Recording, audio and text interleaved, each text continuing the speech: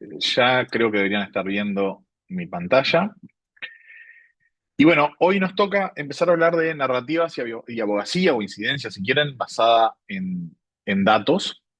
Eh, Vamos a estar viendo un poco cómo podemos usar, un poquito más amplio que datos solo, en realidad los datos y la innovación. De hecho, vamos a empezar hablando de innovación abierta como formas de impulsar cambios, de cambiar la realidad, si se quiere, de alguna manera. Y esto va a estar, obviamente, muy apoyado en todo lo que venimos viendo de forma previa. Em, Como les anunciaba, vamos a comenzar por hablar justamente de innovación abierta, que esto, como todas esos términos, esos conceptos que incluyen la palabra abierto, está dentro de esa misma familia que tiene que ver con la colaboración. ¿Se acuerdan aquella diapo de una de las primeras sesiones donde decíamos que abierto no es gratis, abierto no es regalo, abierto es colaborar?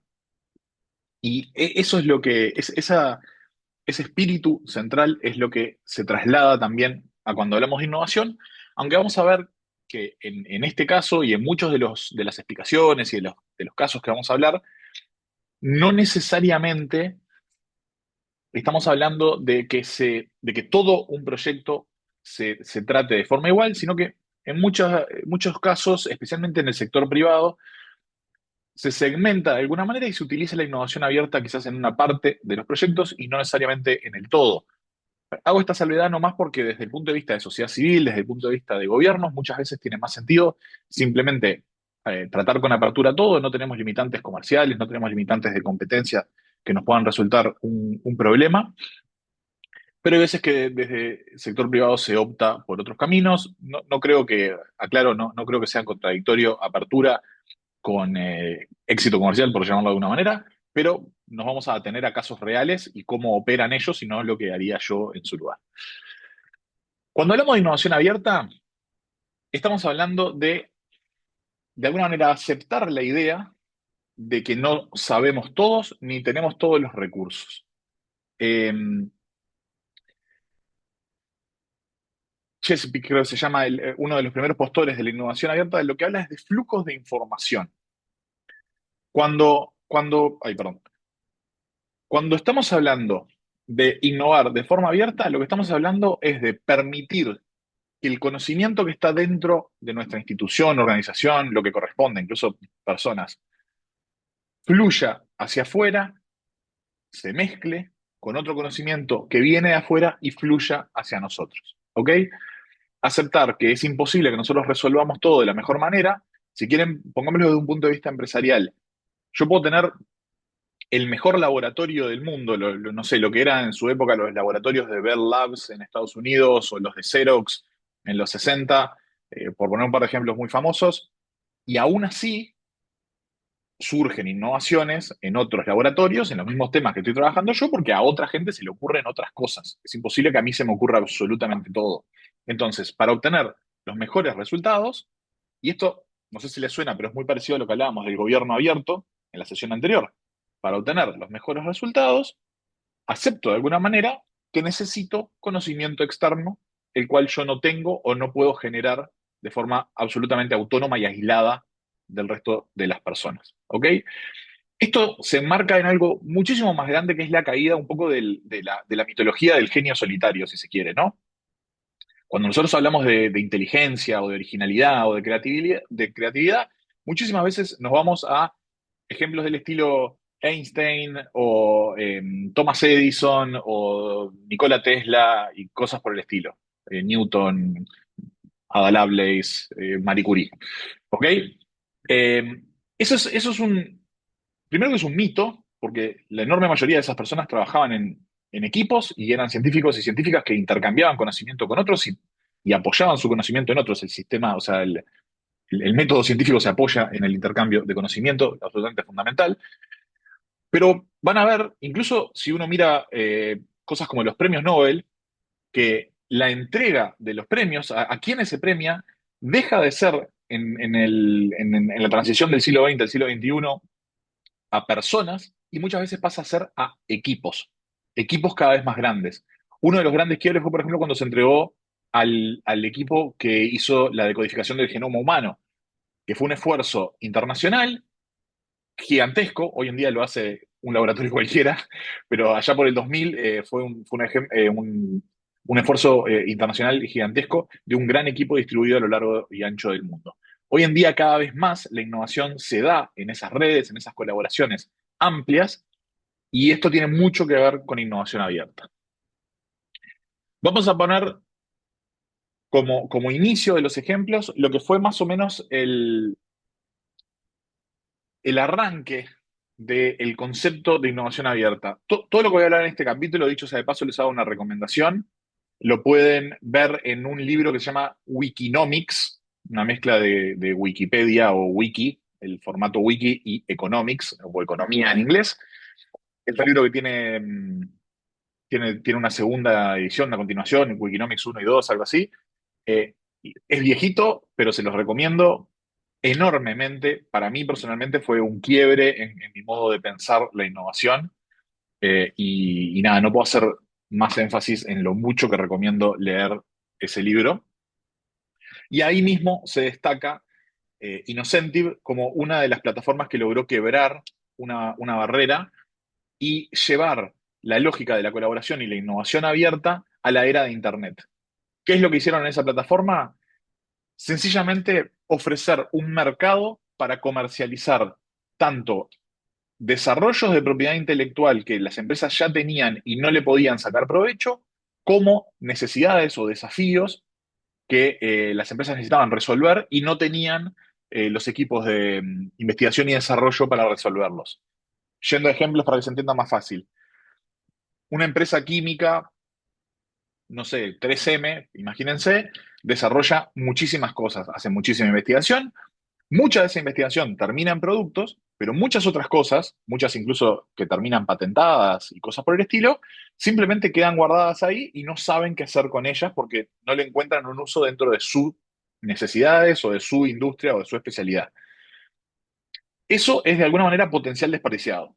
Es una propiedad intelectual, un desarrollo, un conocimiento que está ahí guardado y nadie le está sacando provecho.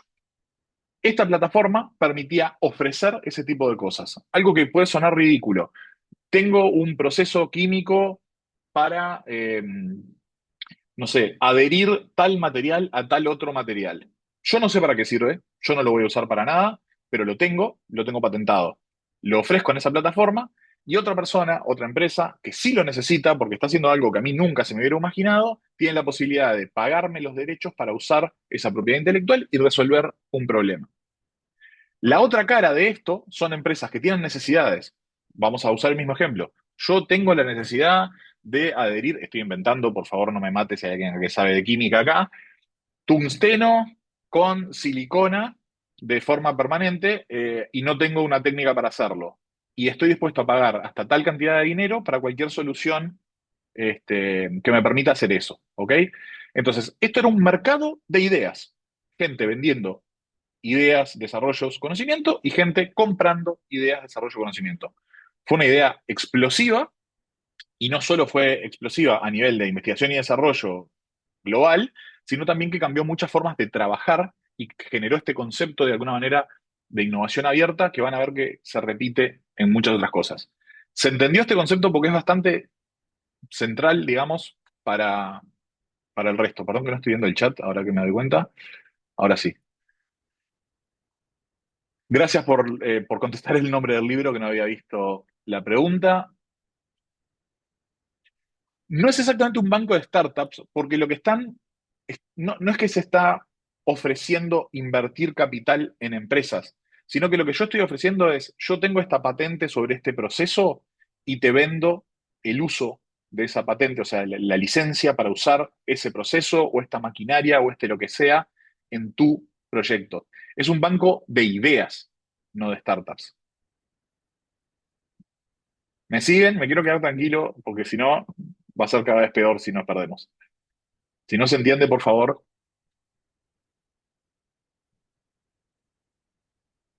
Bien, gracias. Bueno, como les decía, esto llevó a impulsar estos modelos de innovación abierta en un sentido mucho más amplio. Y uno en particular es el de los desafíos. Si ustedes trabajan en el sector público en particular, van a entender muy claro la ventaja de un formato de desafío versus un formato de licitación, por ejemplo, o de compra pública.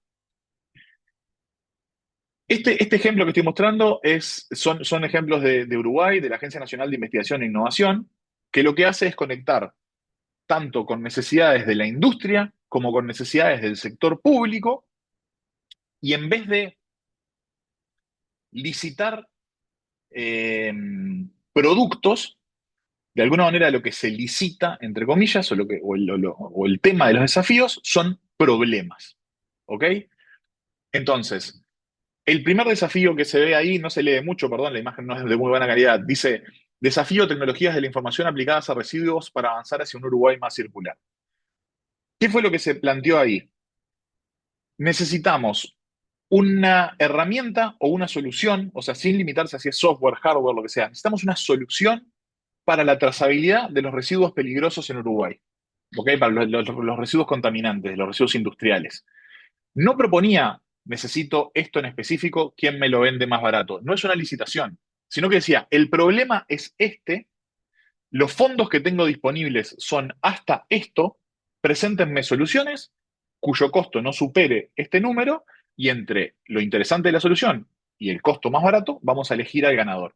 Ese llamado en particular lo ganamos un consorcio de dos organizaciones de la sociedad civil y dos empresas, en el que yo participaba desde Data Uruguay, y lo que hicimos fue proponer una herramienta de trazabilidad de residuos industriales que involucró un proceso de co-creación con todos los actores de la cadena de residuos, el desarrollo de una herramienta de software para el traqueo y el desarrollo de soluciones de hardware, tanto para ponerle etiquetas a distintas partes del proceso, donde los contenedores, por ejemplo, donde se transportaban los residuos, GPS para los camiones que los llevaban de un lado al otro, y escaneo de esas etiquetas para completar el proceso de trazabilidad. Entonces, no licitaron una solución específica, sino que abrieron un problema y recibieron propuestas de soluciones. ¿Ok? Esto cambia radicalmente, porque porque no me obliga a mí a saber cuál es la solución idónea para mi problema. Yo planteo el problema aceptando que desconozco cuál es la mejor solución y recibo del ecosistema ideas de soluciones. Y probablemente reciba alguna que nunca, jamás se me hubiera ocurrido a mí misma. Exactamente, invito de alguna manera al mercado, al ecosistema. Prefiero hablar de ecosistema porque no es solamente comercial, a brindar soluciones. Este concepto suena muy tonto, pero sin embargo es revolucionario en cómo operan normalmente tanto las instituciones privadas como públicas. Esa, esa renuncia al ego, si se quiere, de aceptar que no todas las soluciones las puedo conocer, me cambia radicalmente la efectividad que puedo lograr en esas soluciones, ¿ok?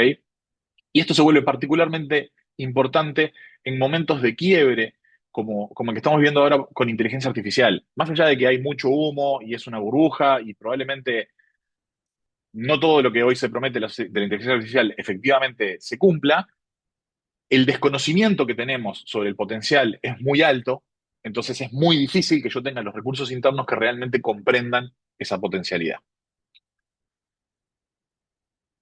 Podemos hablar también de mercados abiertos. Cuando nosotros lo que hacemos es, de alguna manera, abrir por lo menos una parte de nuestros procesos para obtener ventajas de alguna manera. Es si se quiere un intercambio.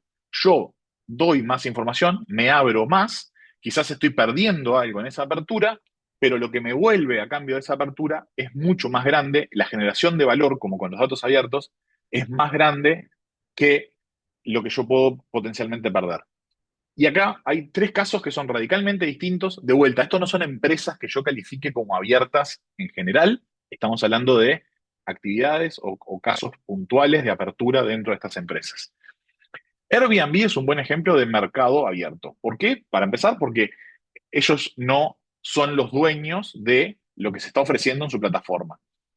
Al intermediar y permitir que las personas publiquen sus casas o lo que sea, están no tratando de brindar las soluciones, sino de brindar una plataforma donde se intercambian soluciones. De alguna manera lo pueden hacer análogo a Innocentive, la plataforma de intercambio de ideas.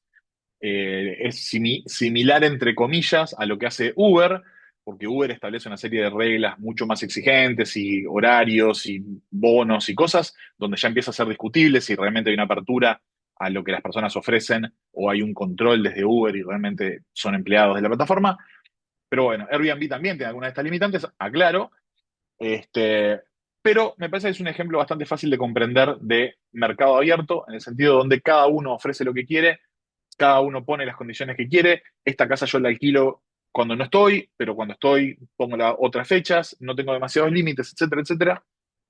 Y eso, de alguna manera, abre otras posibilidades para, en este caso, obtener rentabilidad de un bien inmueble. Amazon, que no es una empresa particularmente abierta, insisto, tiene una cosa en particular que me parece interesante. Da acceso, perdón, hay una pregunta ahí, sí empezó la sesión, eh, Marlene. Eh, Amazon da acceso a APIs o si se quiere, servicios relativamente abiertos para acceder a su base de productos. ¿Por qué?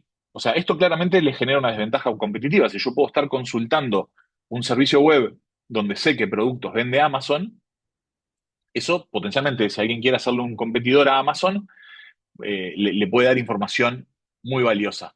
Facebook Marketplace, preguntan por ahí, y sí, es una especie de mercado abierto. Me parece que es menos innovador desde el punto de vista de que se parece bastante a los avisos clasificados que tuvimos durante todo el siglo XX y el XIX.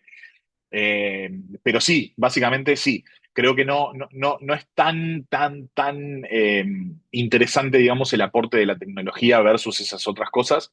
Pero sí, es un mercado abierto al fin y al cabo. Este, volviendo a Amazon. ¿Por qué entonces abren esa base? Porque, para empezar, tienen una posición dominante donde no les asusta demasiado. Y en segundo lugar, eso les permite a actores que usan su plataforma a aumentar el uso de la plataforma, a mejorarlo, a generar más transacciones en base a esa información abierta. ¿De qué maneras?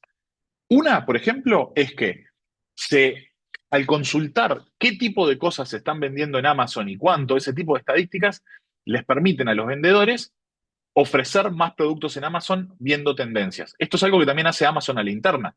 Si ustedes tienen un producto muy exitoso en Amazon, eh, muy exitoso, es bastante probable que Amazon se los copie con una marca blanca que ellos generan y lo empiece a vender. Esto ha pasado infinidad de veces en infinidad de nichos.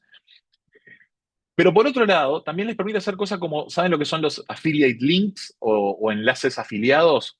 Que es cuando, no sé, están viendo a un youtuber que está haciendo una reseña de un celular y les dice que si lo quieren comprar, usen el link que tienen en la descripción del video. Bueno, ese enlace, ya sea en Amazon o en otras plataformas, lo que hace es que si lo compran siguiendo ese enlace, lo mismo que cuando ponen un código de descuento, se le atribuye la venta a ese youtuber, siguiendo con el ejemplo, y se lleva una comisión por esa venta. ¿Ok?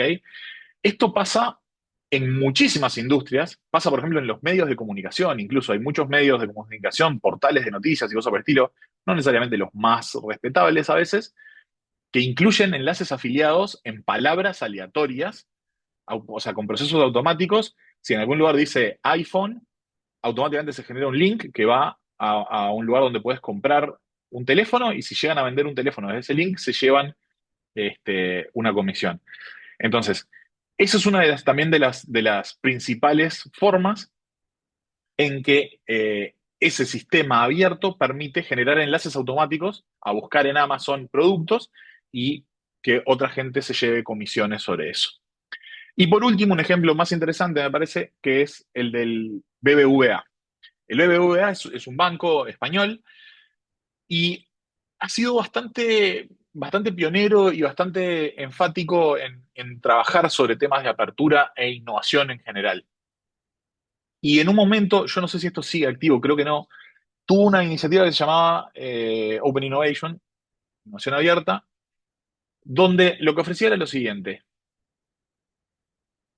empresas que trabajaran en tecnología financiera, lo que se llama fintech, eh, se podían inscribir como si fuera un club de innovación abierta del BBVA.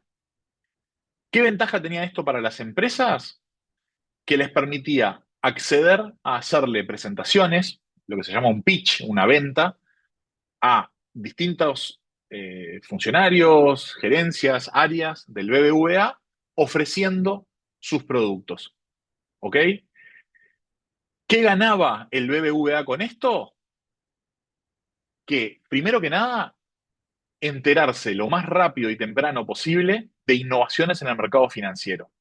Entonces, ante la posibilidad de que haya una idea increíble que eventualmente les pueda generar una competencia, o les pueda robar mercado, les da la oportunidad de llegar temprano a conocer que existe esa idea y, por ejemplo, comprarla. ¿Ok? Por otro lado, también les daba acceso a una base de datos para hacer algo similar a los desafíos. Yo tengo este grupo de empresas, seguramente tuvieran que firmar un acuerdo de confidencialidad y cosas por el estilo. Entonces sé que tengo, no sé, 200 empresas que trabajan en innovación financiera alrededor del mundo. El día de mañana yo tengo una necesidad puntual, necesito resolver este problema, cómo hacer, no sé, transacciones online entre África y América Latina, y le puedo tirar ese desafío a ese grupo de empresas y obtener soluciones de la misma manera que los desafíos públicos, pero sin ni siquiera hacerlo público y que se entere mi competencia, que eso es una cosa que yo quiero hacer. ¿Me siguen más o menos por dónde va el espíritu de esto? De vuelta, es un nivel de apertura acotado. Ellos abren sus necesidades a un grupo selecto de empresas en un grupo cerrado. Las empresas también abren información a ellos con ciertas condiciones de que, por ejemplo, no le pudieran copiar la idea, pero se genera un intercambio que potencialmente beneficia a ambas partes. Luego tenemos los conceptos de colaboración distribuida, que estos son más familiares gracias a cosas como la Wikipedia, y tiene que ver con una apertura muchísimo más grande. Wikipedia es el ejemplo clásico. Cualquiera la puede editar, también a cualquiera le pueden editar lo que puso y va a pasar por una serie de correcciones, y el resultado me parece que es clarísimo, ¿no? O sea, una cosa que nació hace 25 años y que generaba muchas dudas de cómo que lo puede editar cualquiera, entonces no es confiable, qué sé yo. No sé si se recuerdan esas discusiones de no, Wikipedia no es una fuente fiable porque lo puede editar cualquiera, se decía hace 10, 20 años, y hoy en día estamos en el lugar opuesto, con la IA, con los LLM, los chatbots diciendo cualquier disparate, la fuente de la verdad, la fuente a donde se va a buscar una referencia, se convirtió la Wikipedia.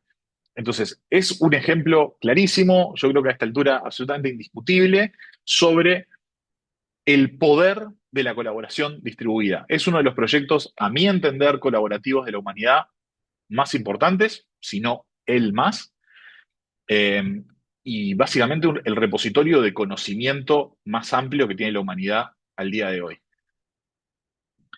No vale la pena profundizar mucho más porque creo que todos conocen a la Wikipedia. Vamos a un ejemplo más concreto de una colaboración en un formato similar a Wikipedia, pero para un tema muy distinto. Islandia, el país, en el 2008, con la crisis bancaria internacional, tuvo una muy severa crisis financiera, seguida por una muy severa crisis política por el involucramiento de algunos actores del gobierno en el vínculo con bancos que estuvieron en crisis disparado por la crisis global. Eh, Esto generó una crisis económica en el país también y un quiebre político muy fuerte, donde básicamente fue como un vamos de nuevo. En ese marco se propuso la creación de una nueva constitución en Islandia y se propuso que esa constitución se creara a partir de una combinación de talleres presenciales, o sea, reuniones, un grupo de expertos que de alguna manera pulía lo que salía de esas reuniones se hicieron en todo el país, fue un proceso inmenso, colaborativo, e incluyó también una wiki donde las personas colaboraban sobre textos, versiones, borradores, digamos, de esa constitución. Esto sigue siendo un proceso único en la historia, no hay otro caso igual hasta el día de hoy, y efectivamente la nueva constitución política de Finlandia salió de ese proceso. Lo que me parece interesantísimo es la relevancia. No estamos hablando de discutir en un artículo de Wikipedia si Yoko Ono dividió a los Beatles o no. Estamos hablando de la constitución política del país y salió de un proceso colaborativo. Por supuesto que tuvo un grupo de expertos, tuvo una validación en un referéndum y un montón de procesos, más allá de ponemos una wiki y armamos una constitución, pero muestra también el verdadero potencial de la colaboración distribuida en este tipo de cosas. Y por último, el ejemplo de Waze, que si no me falla la memoria, lo mencionamos en alguna de las sesiones anteriores, que es una colaboración distribuida, pero de mucho más pasiva. En vez de Wikipedia o la Constitución de Islandia, donde efectivamente yo tenía que querer participar, ir y editar algo, el simple hecho de que ustedes tengan Waze instalado en el teléfono, muchas veces ni siquiera encendido, depende de los permisos que le den, significa que ustedes están colaborando activamente con la información que Waze muestra.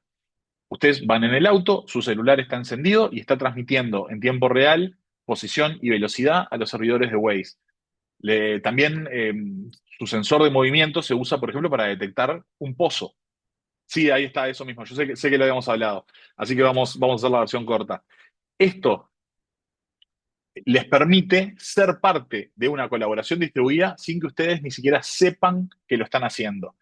Recuerden que hablamos también algo parecido con Movit. Si ustedes usaron Movit para tomarse un bus y se subieron a ese bus, Movit va a usar la posición de su GPS para estimar la posición del bus en tiempo real. De este tipo de cosas hay cada vez más, son cada vez más comunes, pero también son ejemplos de colaboración distribuida. Vamos a hablar ahora de los procesos multiactor. Cuando queremos hacer colaboración, más allá de estas iniciativas que son alrededor de plataformas y sitios web y cosas por el estilo, muchas veces vamos a necesitar básicamente sentarnos y trabajar en conjunto con distintas personas. Ahora, entre invitar a alguien a hablar y después hago lo que quiero y un verdadero proceso multiactor donde hay consenso, hay una enorme distancia y hay un montón de condiciones que se pueden cumplir o no. Eso es de lo que vamos a hablar un poco alrededor de las propuestas de Christian Bason, que es un académico danés que fue el fundador del MindLab, que es fue uno de los primeros laboratorios, fue el primer laboratorio de innovación pública desde un gobierno y nada, y marcó mucho el rumbo de la innovación pública en los últimos 10 o 20 años. Cuando hablamos de colaboración desde el sector público en particular, tenemos distintos niveles. Podemos hablar de cocreación, pero cocreación es algo amplio que abarca todas las etapas. Y eso lo podemos dividir en codiseño y coimplementación. Normalmente se usa la palabra cocreación como equivalente de codiseño. O sea, nos sentamos y pensamos juntos algo, pero no necesariamente lo ejecutamos juntos. Y yo quiero hacer énfasis en que justamente son cosas distintas.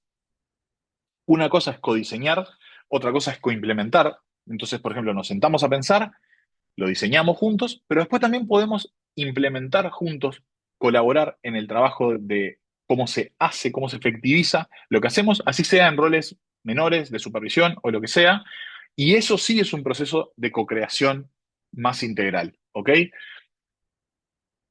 Quédense con esto justamente para no confundirse. Hacer una consulta pública no es un proceso de co-creación. ¿Ok? Eso puede ser es un nivel de apertura, pero es un nivel de apertura mucho más básico que un proceso de co-creación. Trabajar juntos en las ideas es un nivel más que hacer una consulta pública, pero tampoco es una co-creación completa. Recién cuando trabajamos integrados en todo el proceso es cuando realmente podemos hablar de co-creación. Esto no significa que sea malo hacer cualquiera de las otras cosas, simplemente estoy diciendo de que lo midamos como corresponde. Para hablar de un verdadero proceso colaborativo, tenemos que tener por lo menos la mayoría de estos 9 puntos integrados a la forma de trabajo de ese proceso. Primero que nada, un problema u oportunidad definida y compartida. No podemos hablar de un proceso de colaboración real si no estamos de acuerdo en qué es lo que queremos resolver. ¿Ok? Si yo convoco a las personas a hablar sobre ojo con las herramientas de escritura, por favor. Si yo convoco a las personas a hablar sobre infancia y, y lo que estoy haciendo es este, solamente hablar de financiación de becas, cuando las personas lo que quieren hablar es de las condiciones educativas, entonces no estoy hablando de infancias. Si yo estoy hablando de que el problema es este y otros creen que el problema es otro, por más que nos juntemos y hablemos, no estamos compartiendo la base de lo que queremos trabajar. ¿Ok? Después está el tema de los procesos y los tiempos acordados. Este es uno de los, creo que de los lugares más fáciles donde caer en un error, involuntariamente incluso. Si yo estoy diciendo el proceso participativo va a ser de una semana, ¿ok? Y en esto tenemos que resolver todo esto otro, necesariamente estoy imponiendo una serie de límites que quizás no se corresponden con lo que se necesita para trabajar un tema realmente. Un proceso colaborativo real tiene que tener en cuenta las necesidades de tiempos de todas las partes que participan. Esto es un clásico, por ejemplo, para una consulta pública que dura 2 días. Entonces, la consulta pública existió, pero es bastante cuestionable el valor si en realidad estuvo 2 días abierta, no se comunicó, incluso capaz, y nadie se enteró. O yo pido a que me traigan insumos e ideas, pero convoco a una sola reunión. Entonces las personas llegaron, se enteraron y tuvieron media hora para pensar, no pudieron consultar con más nadie, no pudieron elevar esto a otras personas con las que trabajan, a otras organizaciones. Es muy difícil obtener buenas ideas en un proceso de ese estilo. Y también el tema de que los tiempos sean dinámicos, porque incluso si yo soy generoso con los tiempos, puede ser que no me esté adecuando a las necesidades de las otras partes. De vuelta, esto es imposible cumplir, o imposible no, es muy difícil cumplir con absolutamente todo lo que vamos a hablar, pero por lo menos la mayoría de estas cosas las deberíamos cumplir. Segundo, que fomente el aprendizaje entre los actores. También es otro de los difíciles. Las verdaderas relaciones de colaboración y de co-creación implican que haya intercambio de información. La información no fluye en un sentido, fluye en ambos sentidos. Si yo lo que estoy haciendo es decirles, voy a hacer esto, ¿qué opinan de esto? Eso es un proceso de consulta bastante mínimo, porque yo no estoy dispuesto realmente a aprender. Esta es la opción, ustedes me dicen qué les parece y yo decido si lo hago o no lo hago. Un proceso donde verdaderamente hay aprendizaje implica que yo te cuento por qué hago esto, para qué, tú me das información de qué crees sobre eso y por qué no, me das información que yo no conozco que me ayuda a tomar decisiones y se forma una opinión en base al intercambio de esa información. Esto cuesta bastante, implica confianza, implica costumbre, pero es donde realmente se vuelven valiosos los procesos y es el principio básico tanto de lo que hablábamos de flujo de conocimiento de la innovación abierta como de gobierno abierto. En cuarto lugar, que todos los actores estén comprometidos con el proceso. Existen casos donde se hace un proceso de consulta y se invita a actores o de alguna manera se los obliga a ir incluso, pero realmente no tienen un interés en participar de ese proceso y difícilmente aporten de forma sustancial. Es fácil de imaginar, por ejemplo, como cuando se invita institucionalmente desde un organismo a otros organismos, los cuales responden a la invitación porque institucionalmente se sienten en la obligación de hacerlo, pero no necesariamente dan aportes sustanciales a lo que se les está consultando. Lo mismo puede pasar cuando se invita a la sociedad civil y dependiendo del contexto, se siente una obligación institucional de responder a esa invitación, pero no necesariamente hay un aporte sustancial. También que se incluya a los actores en el establecimiento de expectativas. Si yo digo, vamos a hacer este proceso para lograr esto en particular, y no doy ningún espacio a que las expectativas del resultado del proceso se puedan modificar por lo que otros pretenden, perdón, entonces eso va a bajar, va a afectar cosas como el compromiso de los actores en el proceso, va a afectar si realmente el problema de la oportunidad es vista como compartida y los aprendizajes intercambiados entre los actores. Nosotros podemos tener una expectativa previa, pero también esa expectativa tiene que ser parte de lo que está abierto a la discusión dentro del proceso. Equilibrar los enfoques arriba abajo y abajo arriba es bastante similar a fomentar el aprendizaje entre los actores. Cuando nosotros traemos un problema a una mesa de discusión, va a haber información que surge desde, no sé, por ejemplo, la dirección, la gerencia de algo, una necesidad, una visión amplia que tiene que ver con las prioridades del gobierno, por ejemplo, y eso baja a actores más ejecutivos, pero también es importante para que esas cosas no fracasen, que fluya la información de actores ejecutivos que conocen el terreno, que ya han pasado por procesos similares, que conocen problemas que nosotros no identificamos, y eso fluya hacia arriba para definir esas políticas. Esto no pone más importante el flujo arriba-abajo que el de abajo-arriba, el abajo-arriba también, o al revés, simplemente que tiene que fluir en los dos sentidos de información, porque eso es parte del valor de los procesos colaborativos. En sentido similar, pero desde otra dimensión, atravesando sectores y escalas. cuando tratamos de resolver un problema y lo miramos solo desde una escala macro, nos podemos encontrar con un montón de dificultades en una escala micro. Cuando queremos resolver un problema desde un sector de trabajo, población, gobierno, y no le estamos considerando las necesidades o los problemas que otros sectores y otros actores tienen afuera, de vuelta, podemos terminar fracasando por no considerar esos problemas. No sé si lo notan, pero el flujo de información es un factor clave en muchos de estos puntos. Después, manejar las diferencias de poder y conflictos. Esto me parece particularmente relevante en contextos y sociedades donde la jerarquía tiene un peso grande. Creo que Centroamérica es un lugar donde eso pasa especialmente. Si nosotros estamos haciendo un proceso de consulta donde hay personas con distinta jerarquía, necesitamos ser explícitos, explícitas en que ese proceso habilita la discusión y la contradicción entre niveles jerárquicos. Si una directora de un área va acompañada de 5 personas y ninguna de esas 5 personas se anima a decir algo que no dijo la directora, entonces no tenemos un verdadero proceso colaborativo. ¿Ok? Mucho peor si esto sucede entre, por ejemplo, participantes de sociedad civil que no se animan a contradecir lo que dice el gobierno. Perdón, hay una pregunta. No necesariamente necesita un marco internacional, aunque es muy positivo tenerlo. De hecho, hoy vamos a hablar de la Alianza para el Gobierno Abierto. Les va a presentar Pepe García, después les voy a contar más sobre OGP y les va a contar de algunos procesos donde una de las grandes fortalezas es que lo que da la Alianza para el Gobierno Abierto es un marco de trabajo internacional y con una visión externa. Necesario o obligatorio no es. Es positivo y cuando tenés un buen marco como el de OGP, la verdad que sí, es muy positivo. Yo creo que lo dije en la clase pasada.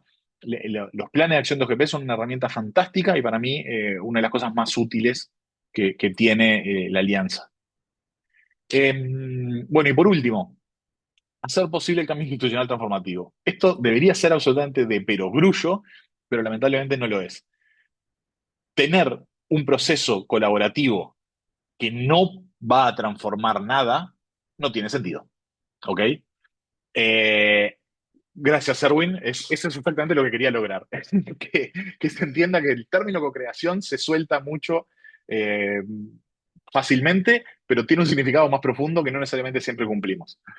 Eh, si nosotros estamos haciendo una consulta y no sabemos si realmente podemos cambiar lo que estamos consultando, lo más probable es que generemos frustración.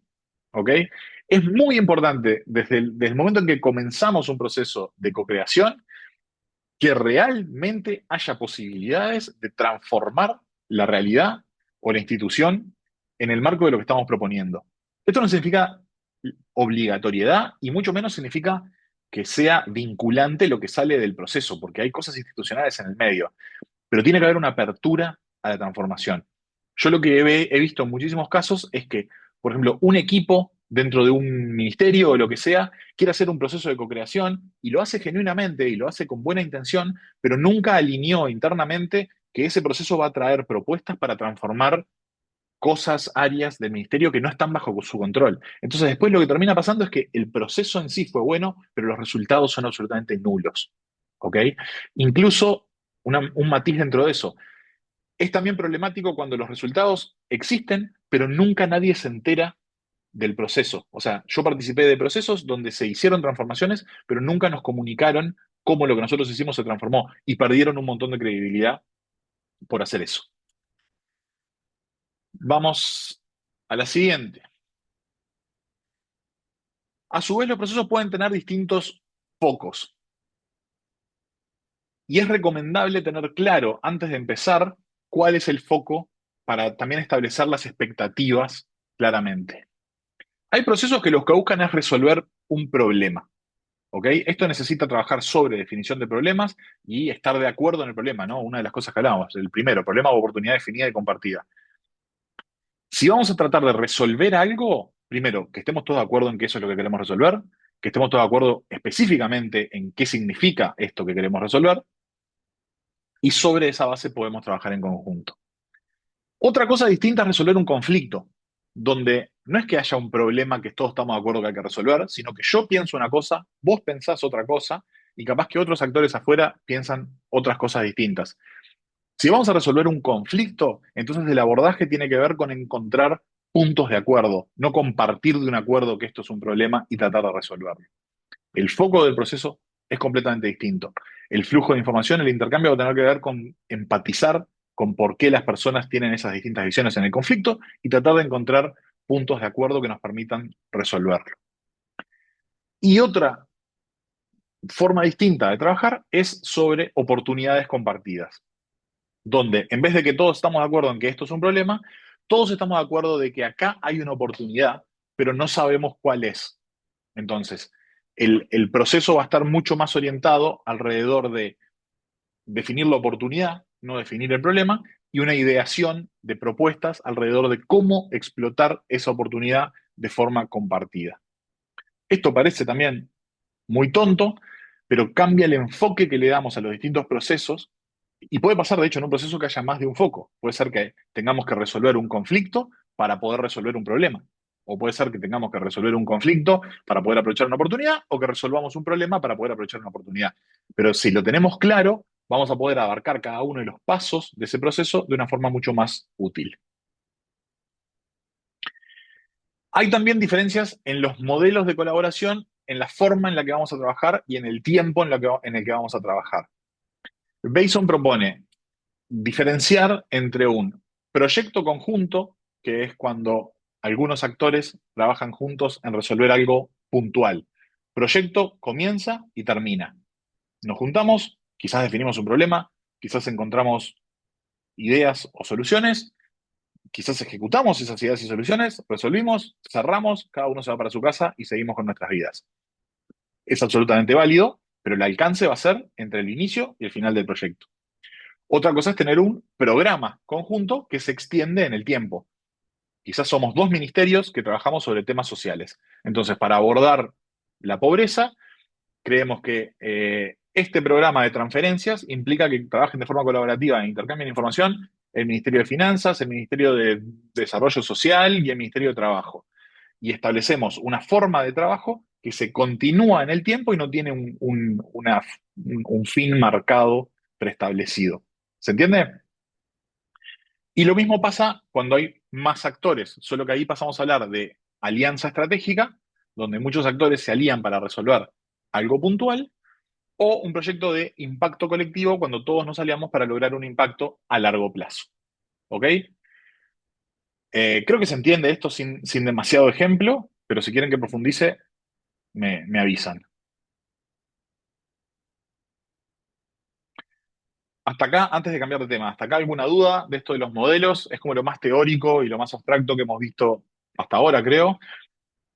Eh, y no significa que tengan que seguir al pie de la letra, pero creo que ayuda muchísimo a pararse frente a una oportunidad de un proceso de colaboración y de alguna manera ver si realmente estamos haciendo un proceso que es colaborativo, que es co-creativo, de verdad, o si a este slide, Saúl, o si estamos simplemente cumpliendo con algunas cositas, pero estamos perdiendo oportunidades de que sea verdaderamente co-creativo y colaborativo. No sé si había alguna. Ahí va, está. Si hay alguna pregunta concreta,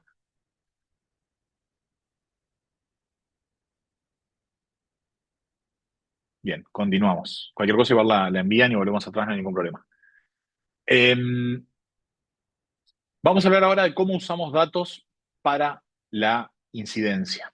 Eh, y el primer punto que quiero abordar es que el uso de datos, y esto es un análogo a muchas discusiones que existen sobre el uso de la tecnología, no es neutral. Eh, Supongo que habrán escuchado la frase que una herramienta no es el problema o un arma. Esto se usa mucho con el discurso sobre las armas, que se dice que las armas no matan gente, las personas matan gente. No es algo en lo que yo personalmente esté de acuerdo, aclaro. Las herramientas se las trata como neutrales y es el uso de esas herramientas lo que puede ser problemático. O sea, de alguna manera el problema son los humanos y no la tecnología. Bueno, también tiene que ver un poco ahí con lo que dice Betsaida. Este, con los datos pasa lo mismo, ¿ok? Hay actores que tienen un interés en, de alguna manera, tratar de forma neutral a las herramientas tecnológicas, a los datos, y desplazar la responsabilidad a las personas y a la utilización de los datos y la tecnología, que creo que es un error estratégico.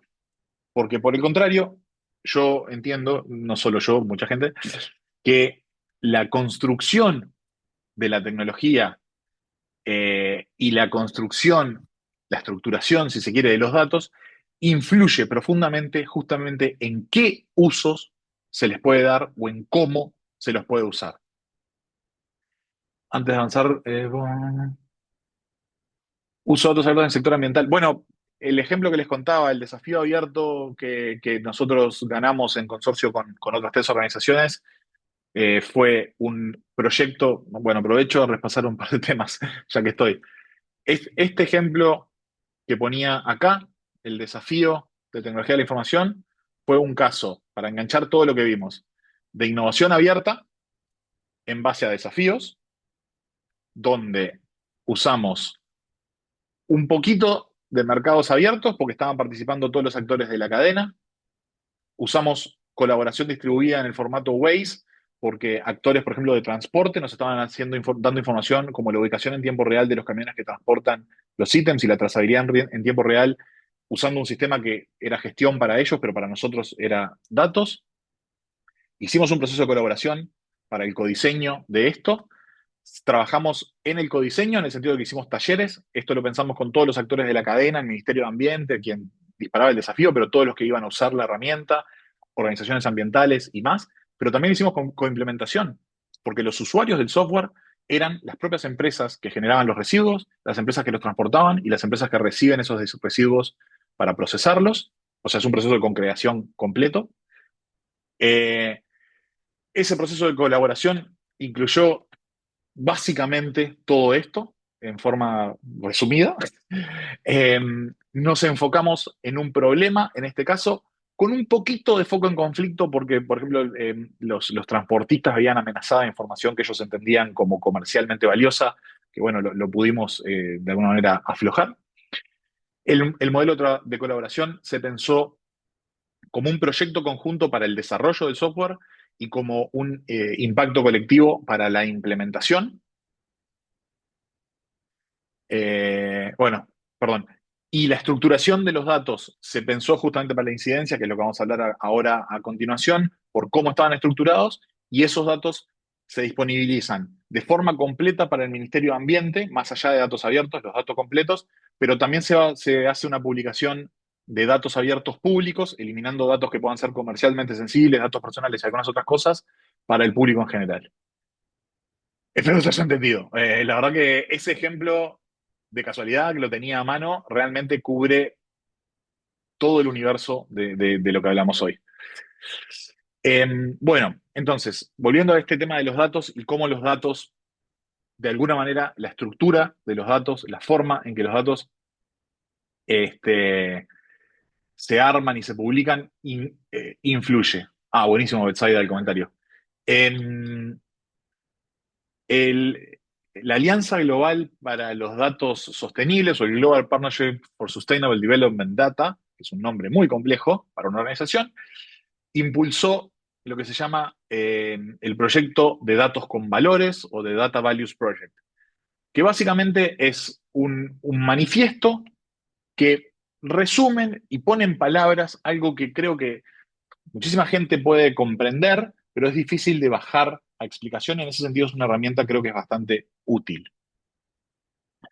Lo que propone, en resumen, es cómo trabajar y pensar sobre los datos de una manera que maximice o garantice idealmente la justicia con las personas que se ven influenciadas por los datos. Decir algo como, esto es una discusión, por ejemplo, que es muy fácil de trasladar a la equidad de género. ¿Se acuerdan el caso que les conté de los nombres de las calles? Bueno, si yo publico la información de estas son las calles de Montevideo y estos son los nombres, esos datos son útiles, pero no puedo hacer ningún análisis que tenga que ver con equidad de género. Si yo le agrego un campo que dice el sexo de la persona o la autoidentificación de la persona que estoy reconociendo, le agrego una capa más y eso permite este, agregarle una visión, un corte de género al asunto. Si yo publico datos académicos y digo, tantas personas en este país acceden a la educación universitaria, eso tiene un valor, sin duda. Pero si yo a ese mismo dato le agrego el género y digo, tantas personas, tantas mujeres acceden a la educación y tantos hombres acceden a la educación, agrego un corte de información que puede ser radicalmente distinto, porque en muchísimas sociedades el acceso a la educación terciaria está tremendamente sesgado hacia los hombres. Entonces, el dato que yo tengo, el tipo de conclusiones a las que puedo llegar son muy distintas y además en uno estoy barriendo bajo la alfombra un problema gigante e ignorando un problema de más de la mitad de la población, mientras que en el otro estoy reconociendo ese problema. ¿Me siguen? ¿Qué pongo yo en un dato o en una estadística puede cambiar radicalmente incluso la comprensión de que los problemas existen? Lo mismo si es nivel socioeconómico. Si yo estoy diciendo un porcentaje, no sé, tal país es el que tiene más población que llega a educación terciaria. ¡Wow! Fantástico. Pero si yo entro a esas cifras y veo que toda la población que llega a educación terciaria es de nivel socioeconómico alto, por más que sigue siendo buenísimo la cantidad de personas en educación terciaria que tenés un problema gigante porque solo están accediendo las personas de nivel socioeconómico alto. ¿Ok? ¿Qué ponemos en los datos? O sea, ¿qué medimos? No estoy inventando ninguna rueda acá. Transforma lo que podemos hacer y las realidades. Ese es el concepto central del que vamos a hablar. Una frase que resume es esta, ¿no? Los datos deben estar al servicio de todos y conseguirlos es una tarea tanto política y social como técnica. Hago énfasis en conseguirlos acá. Hay muchas cosas que directamente no se miden, no es que no las publico, es que nunca jamás las medí. Y si no las medí, el problema no existe. Debemos construir sistemas de datos que ayuden y den poder a las personas en lugar de perjudicarlas y excluirlas. Esto exige un cambio en la forma de diseñar, recopilar, financiar y gestionar y utilizar los datos. ¿Ok? Esto es algo duro, es algo incómodo muchas veces de procesar internamente, pero la forma en que recolectamos los datos, ni siquiera estoy hablando de la publicación, desde el principio, qué es lo que estamos midiendo, cómo lo estamos midiendo, a quién le estamos preguntando, qué estamos considerando, a quién estamos incluyendo y a quién no, cambia radicalmente cómo vemos la realidad y cómo podemos resolver los problemas de la realidad. Hay poblaciones enteras que por distintas razones no se reflejan en los datos y eso hace casi imposible poder abordar los problemas de esas poblaciones. Esto puede ser particularmente fuerte cuando se invisibilizan problemas, no sé, los países que declaran que no tienen homosexualidad, por ejemplo, entonces la discriminación no existe. Y esto, tristemente, son ejemplos reales, ¿no? Rusia es uno de los países donde declaró ilegal ser homosexual. Entonces, para el Estado ruso y las estadísticas rusas, los homosexuales no existen. Entonces, la discriminación a los homosexuales tampoco existe. Entonces, la tortura y el arresto indiscriminado de homosexuales tampoco existe. ¿Tá? Es un caso particularmente extremo, pero estamos hablando de la realidad. Los principios que propone el proyecto de datos abiertos con valores son apoyar a las personas para que den forma, perdón, a su representación en datos. Acá enganchamos justamente con los procesos de co-creación que estábamos hablando antes. No podemos ser nosotros, digamos, quienes tienen control sobre cómo se forman los datos de forma exclusiva, que decidamos qué es lo que se muestra y qué es lo que no se muestra, porque no sabemos necesariamente qué es lo que le importa o que le sirve o que refleja realmente los problemas de las personas. Entonces, acá es donde ya entramos en posibles procesos de co-creación o al menos de codiseño, donde podamos trabajar para entender cuál es el tipo de datos que tenemos que capturar para poder detectar los problemas. Invertir en la participación pública para la rendición de cuentas. Si nosotros tenemos datos, pero no sabemos qué opina la gente de esos datos, qué uso les da, qué agujeros de información tenemos, o sea, no rendimos cuentas sobre el trabajo que hacemos, de vuelta, podemos estar potencialmente discriminando a un montón de gente y no resolviendo un montón de problemas. También tiene que ver con democratizar las capacidades para el uso de los datos. Esto es uno de los desafíos digamos, del siglo XXI, que si quieren pueden hacer una analogía con la alfabetización en el siglo XX. La distribución del conocimiento se ve potenciada por herramientas tecnológicas, pero a su vez las herramientas tecnológicas generan nuevas brechas en el acceso a esa información. Entonces, la imprenta fue una revolución indiscutible a nivel global. Muchísimas más personas tuvieron acceso a libros, pero al mismo tiempo desnudó que el analfabetismo era un problema gigantesco donde si no sabes leer, no importa cuántos libros imprimas, la gente no llega al conocimiento. Entonces, bastantes siglos atrás, se empezó a trabajar el analfabetismo como un problema para poder aprovechar esa tecnología nueva que era la imprenta. Salteamos unos siglos, llegamos a Internet. De vuelta, Internet fue una revolución para el conocimiento, acceso global al conocimiento, intercambio, ni que hablar proyectos como la Wikipedia y cosas por el estilo, más adelante YouTube con video y audiovisual, pero ¿qué desnuda? La brecha digital.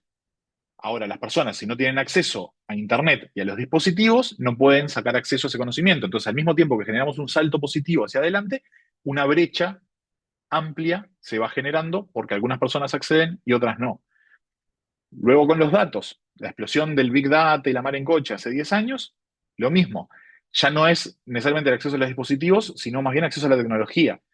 Perdón, al conocimiento de cómo aprovechar esos datos, de tener acceso al software, al conocimiento de cómo usar ese software, y en algunos casos también, si estamos hablando realmente de grandes datos, de la capacidad de cómputos para aprovecharlo. Entonces, algunos países empiezan a tener ventajas sobre otros porque se genera una brecha en la capacidad computacional y en la capacidad de recolección de datos. Este también es un factor absolutamente clave. En Latinoamérica no tenemos la misma disponibilidad de datos que hay en Europa o en Estados Unidos. Unos años más adelante, y ahora podemos hablar lo mismo con la inteligencia artificial. La inteligencia artificial, el entrenamiento de modelos en particular, requiere A, la disponibilidad de datos. Entonces, el mismo problema que teníamos en la ola anterior, donde no tenemos sistematizado conocimiento como para poder entrenar modelos de inteligencia artificial. Hace 2 días se lanzó la TAM-GPT, que es un proyecto que justamente entrenó un gran modelo de lenguaje, un LLM, por primera vez, no con conocimientos crapeados de Internet, que mayormente está en inglés y nos es ajeno, sino con contenidos de países de Latinoamérica para que, digamos, hablen nuestro idioma, conozcan nuestras costumbres, tengan nuestras idiosincrasias. Creo que se entiende, ¿no? Pero hay saltos en las capacidades y en el uso de las herramientas que al mismo tiempo que generan avances, generan brechas. Esas capacidades de datos es una de esas brechas que tenemos que lograr saltar. Acá mismo estoy viendo ahí a Gax, a Leonardo, que, permiso, te tomo como ejemplo, vienen participando desde Guatemala en temas de igualdad y diversidad, generando un salto interesantísimo en el trabajo de esos temas en Centroamérica a través del uso de datos, en particular de datos abiertos y de otros temas de innovación abierta. Son un muy lindo ejemplo de lo que estoy hablando, de cómo importa tener esa capacidad para poder sacar ventaja y realmente resolver problemas. Perdón, hay un comentario que no había llegado a leer. Gracias a vos por el trabajo, Leonardo. Eh, Bueno, sí, Erwin, ahí va por ahí. El tema es eso, es un poco entender, si quieren, a mí me gusta verlo como oportunidades perdidas. Este, cuando estamos recogiendo datos y no estamos recogiendo todos los datos que deberíamos recoger, estamos dejando sobre la mesa posibles problemas que podríamos resolver, posibles soluciones, posibles ideas nuevas, valor, de alguna manera. Y gracias, Igor, por el link a la TAM-GPT.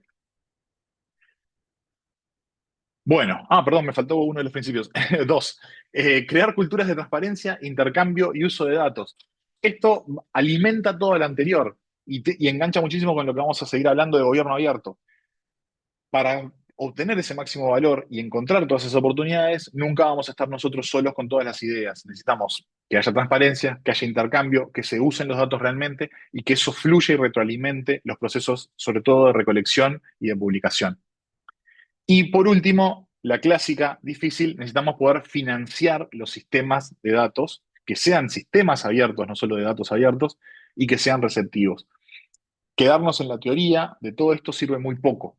Este mensaje no es tanto para gente como ustedes. Es un mensaje más orientado a, por ejemplo, financiadores internacionales o gobiernos al más alto nivel, donde no podemos hablar de que queremos combatir la discriminación si no estamos generando sistemas de información que realmente nos permitan combatir la discriminación. ¿Ok? ¿Me siguen antes de que cambiemos de tema? ¿Dudas? No les puse el link de Data Values Project, pero si lo buscan en Google así como Data Values Project, lo van a encontrar muy rápidamente. Creo que en la PPT está linkeado el logo. ¿No hay dudas? ¿Continuamos? Perdón que estoy yendo un poco rápido, pero hoy tenemos a José, a Pepe, que va a venir a hablarnos. Gracias, María Cristina. Bueno, vamos a hablar de algunos casos que de alguna manera aplican esta idea de muchísimas gracias por las personas que pusieron el enlace a Data Values. Vamos a ver un par de casos que trabajan con perspectiva interseccional sobre los datos, que buscan de alguna manera reflejar esta idea de data values en un caso real concreto. Nuevamente, son casos que yo conozco, que estoy familiarizado, que ejecutamos desde mi organización, porque son de los que puedo hablar con más propiedad. El primero se llama Cartografías Migrantes. Eh, y básicamente es una plataforma que brinda información a personas que estén pensando en migrar a Uruguay o que hayan migrado recientemente a Uruguay para ayudarles en todo lo que tiene que ver con los trámites y los procesos y también comprender temas de idiosincrasia y discriminación y un montón de otras cosas y tratar de hacer de alguna manera más fácil, más amigable ese aterrizaje, digamos, en el país y resolver los temas centrales. Y está estructurado alrededor de 6 temas centrales: residencia, salud, educación, trabajo, vivienda y acceso a la justicia. Estamos trabajando en este momento también en agregar una sección que tenga que ver con género y diversidad, porque también es una población que tiene un foco especial en la migración, porque tiene también nada, otras leyes, otros marcos que nos permiten ofrecerle más información. Muchas gracias, Francisco. Esta plataforma, creo que lo primero que está bueno destacar es que no surge de la organización que trabajamos con datos. Este es un proyecto colaborativo que lo hacemos con una organización que trabaja en derechos humanos, que está formada por personas migrantes que viven en Uruguay hace un montón de años y que apoyan desde el punto de vista legal a migrantes y a otras personas que tienen problemas del Centro de Derechos Humanos, de defensa de los derechos humanos, en distintas situaciones que tienen que ver justamente con derechos. Es un proyecto que lo presentaron a un concurso que lanzó la Intendencia de Montevideo. Obtuvieron, de hecho, ganaron el premio por distintos problemas institucionales, pandemia de por medio, nunca no lograron ejecutar el proyecto y en un momento nos trajeron la idea a ver si nos interesaba colaborar y por supuesto que nos tiramos de cabeza. Eh, La otra cosa que me parece interesante aclarar es que acá hay una combinación de datos estructurados y datos no estructurados. De hecho, la mayoría de esta información son datos no estructurados, no son tablas con estadísticas, sino que es la recolección de información, por ejemplo, de normativa, de reglamentación, de oportunidades y de experiencias que está sistematizada de una forma ordenada. Esto parecido a algún otro proyecto que les he mostrado, eh, de alguna manera lo que hace es ordenar un enorme panorama muy disperso de información en una herramienta centralizada y enlazar a todas las fuentes originales de información o a los trámites o lo que sea necesario. Eh, no tiene tampoco mucho misterio técnico y esto me parece que es algo que vale la pena destacarlo. Creo que es una fortaleza del proyecto. El grueso de la herramienta es un WordPress, que es básicamente una plataforma para hacer blogs o páginas web. Y esa información que se recoge a mano, se sistematiza y se vuelca de una forma ordenada a páginas web que ordenan la información tema por tema con distintas características para cada tema. Ahí se puede ver un ejemplo, por ejemplo, que sí usa datos abiertos, que tiene que ver con vivienda. Cuando estamos hablando del acceso a vivienda, una de las informaciones que podemos dar en base a datos abiertos del Instituto Nacional de Estadística, si no me falla la memoria, son los precios de los alquileres en Montevideo. Entonces, les podemos presentar, además de contarles cosas, le podemos presentar un mapa donde se puede ver con un mapa de calor, por decirlo de alguna manera, los distintos precios. Como se podrán imaginar, este es el barrio más fresa, regio, espléndido de Montevideo, donde los alquileres son más caros. La costa, por lo general, también sostiene alquileres más altos y la periferia tiene alquileres más bajos, como suele pasar en la mayoría de las ciudades. Pero esto permite combinar una parte que es más cualitativa, narrativa, con otra parte que es más cuantitativa. Perdón, algo que me salteaba importantísimo. La decisión sobre las áreas, los temas y qué información mostrar en cada uno de esos temas, la generamos en base a charlas con personas migrantes. Así decidimos qué temas mostrar y qué explicar. O sea, la construcción de los datos y qué es lo que se muestra en los datos, la armamos en base a esas necesidades. Y lo otro que me parece importante es que tenemos una combinación de dos grandes sistemas. De hecho, es lo que se ve acá. Acá arriba es lo que le llamamos mapas, ¿cómo se dice? Perdón, eh, burocráticos, perdón que me tranqué, y en la parte de abajo están los mapas afectivos. En los mapas afectivos hablamos de cosas muchísimo más quali y más personales. Hablamos de la experiencia migrante, hablamos de sufrir la discriminación en Uruguay, hablamos del clima, que para muchísimas personas es un tema gigantesco. Hay muchas personas que migran desde Venezuela y literalmente no tienen una campera abrigada en su guardarropa. Onda, no existen, no saben que necesitan una campera. Entonces, una chaqueta, por las dudas. Este, entonces, hay no solamente datos estructurados, fríos sobre la burocracia uruguaya y cómo tramitar la nacionalidad o cómo inscribirse en la escuela o en el sistema de salud o conseguir una vivienda, sino que hay cosas que son muchísimo más blandas, que tienen que ver con la experiencia migrante y para muchísimas personas son más importantes esas que las otras. Perdón, aprovecho a leer un comentario. Ah, bien, gracias por compartir. Eh, Esto que estoy mostrando ahora, sí, está ahí el link escrito cartografiasmigrantes.uy. Bueno, y algunos hitos, acá lo que les contaba, ¿no? Arranca desde una persona, Valeria España en particular, ella emigró de México hace muchísimos años a Uruguay y trabaja en el Centro de Defensa de los Derechos Humanos que presenta este proyecto. Nos sumamos en 2022, concretamos el apoyo de la Fundación Avina y bueno, lo lanzamos oficialmente en 2024 y estamos trabajando en ampliarlo en este momento.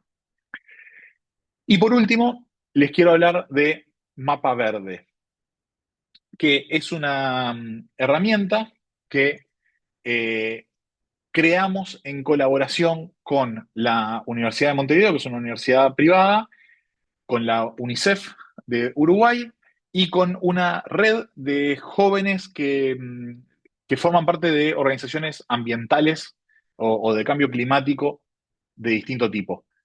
Respondiendo a la pregunta de Magno Eduardo, no específicamente para migrantes, o sea, existen páginas con ofertas de trabajo, no que estén enfocadas específicamente en migrantes.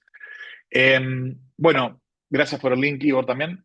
Eh, Mapa Verde, como les decía, surge de una oportunidad, ¿ok? En esta lógica de los grupos multiactor, UNICEF trabajando con la Universidad de Montevideo, que a su vez venía trabajando con estos grupos de organizaciones ambientales, detectan que estos grupos de jóvenes, todos tienen una articulación interna muy fuerte. Estamos hablando, a modo de ejemplo, Fridays for Future, que es el tipo de agrupaciones que siguen el modelo de la agrupación de Greta Thunberg en Noruega o Dinamarca, no me acuerdo. Este, Son muchas organizaciones vinculadas a la acción, vinculadas al cambio climático, al decrecimiento, cosas por el estilo. Eh, Incluso teniendo una red, interactuaban, o sea, tenían una coherencia interna muy fuerte, pero una coherencia externa más débil. O sea, no coordinaban entre ellas acciones y repetían esfuerzos en algunos casos. Ante esa oportunidad, lo que nos traen, si quieren, el desafío a Data Uruguay, de decir, bueno, vemos que acá hay oportunidad de hacer algo, creemos que se pide una herramienta, queremos mapear estas iniciativas para empezar, pero queremos también formar algo que les ayude a interactuar entre ellas. Y acá, este caso tiene un ejemplo buenísimo de cómo lo que, incluso desde un lugar que con mucho conocimiento y experiencia de este tipo de cosas podíamos creer de antemano, no era necesariamente lo que necesitaban las organizaciones en el terreno. ¿Y por qué es importante hacer estos procesos de consulta y participación? Entonces, el proyecto original nace con dos premisas. Creemos un mapa donde mostremos estas iniciativas en el territorio y, en segundo lugar, ofrezcámosle una plataforma de comunicación, algo que no sea un grupo de WhatsApp, o sea, armemos, no sé, un servidor de chat, Discord, Matrix, Element, Jabber, XMPP, no importa. Algo, una infraestructura, un foro que les permita comunicarse entre sí para mejorar la coordinación. ¿Ok? Esas eran las dos premisas iniciales. Hicimos una serie de talleres. A ver si acá ya tengo alguna información de eso, creo. No, bueno, no importa. Hicimos una serie de talleres con estas organizaciones jóvenes, donde hablamos un poco de, bueno, cuáles eran los problemas que ellos detectaban, qué necesidades tenían, y el resultado de esos talleres fue mapeo, sí, nos parece bárbaro, nos encanta, lo necesitamos, queremos saber quiénes somos, dónde estamos, y tener esos datos sistematizados nos sirve muchísimo. Pero no tenían ningún interés en la plataforma de comunicación. Al contrario, lo que nos dijeron, el feedback que obtuvimos en esos talleres fue, ya tenemos grupos, ya tenemos interacciones y además cada organización tiene distintos canales de comunicación. Esta se comunica por Instagram, esta tiene grupos en Discord, esta otra tiene grupos en WhatsApp y ninguna de las personas que estaba ahí tenía ganas de estar en un grupo más. Y creo que es algo que todos podemos empatizar, que nadie tiene ganas de que le sumen a otro grupo de WhatsApp. Entonces, lo que nos dijeron es, no me sumes otra plataforma de comunicación, que además tengo que incentivar a que la usen y probablemente la gente no la adopte rápidamente y siga usando la que usan internamente. Pero sí, dame herramientas para que yo me entere fácilmente de lo que los demás están haciendo y así me sumo. Entonces, ¿qué es lo que terminamos haciendo? En la página del mapeo, generando una serie de publicaciones con todas las acciones y un calendario interactivo y al que te podés suscribir y cosas por el estilo, donde todas las acciones de todas las organizaciones se pueden ver y compartir. Entonces es mucho más fácil para ellas coordinarse entre sí, ver lo que está haciendo el otro, sumarse a acciones, etcétera, etcétera, etcétera. La coordinación la siguen haciendo por los medios que ya tienen, por la red de organizaciones ambientales juveniles, pero hay un lugar donde de vuelta, integra un montón de información que hasta ese momento estaba dispersa. Y juega un rol importante ahí también la Universidad de Montevideo, que de alguna manera gestiona los contenidos de ese mapeo y de esas actividades, articulando, digo, simplificando, siguiendo las cuentas de Instagram de todas estas organizaciones y asegurándose que todas esas actividades se publiquen efectivamente en la plataforma. Eh, Gracias, Hugo, no hay ningún problema. No, no entiendo, perdón, la pregunta, Igor, ¿qué curva?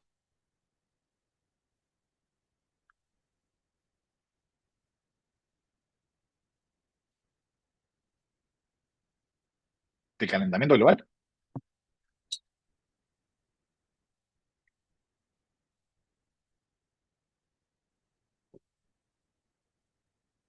Ah, perdón, perdón, perdón. Pensé que era una pregunta de cómo frenábamos la curva.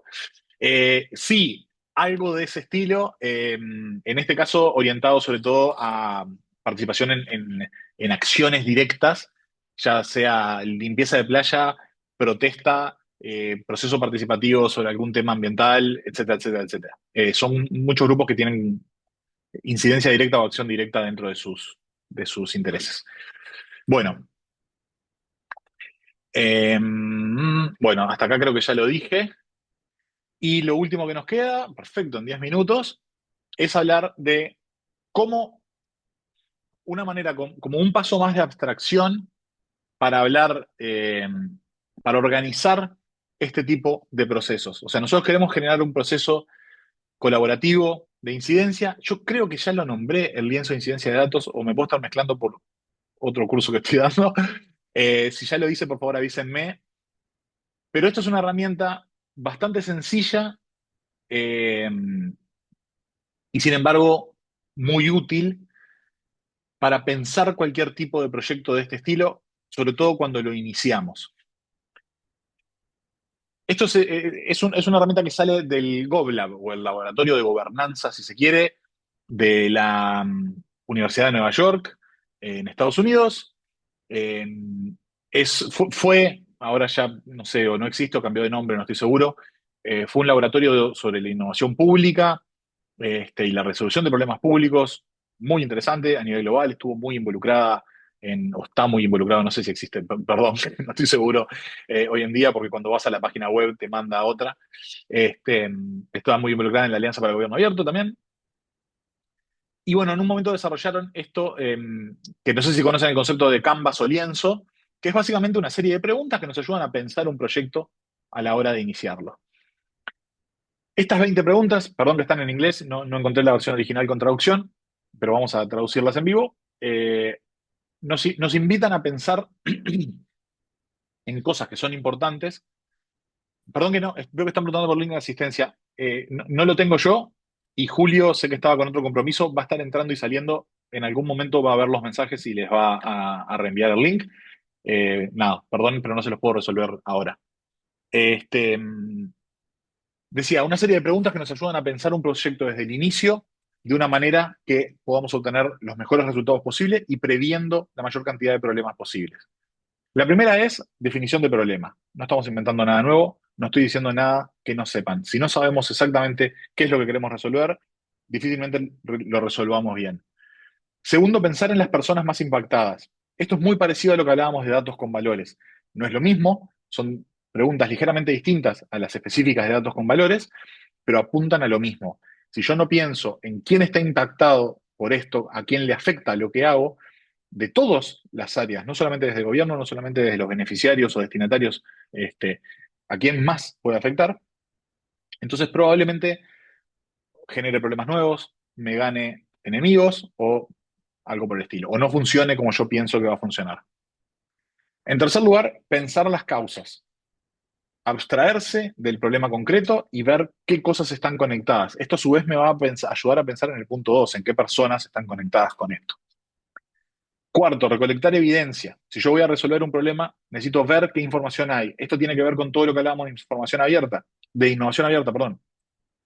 Yo no tengo todo el conocimiento necesario para resolver todo. Entonces, si ya existen datos abiertos, estudios, análisis, informes, lo que sea, en el tema que estoy tratando de trabajar o que estoy tratando de resolver, los tengo que mirar, los tengo que ver y eso me va a ayudar a tener una mejor solución.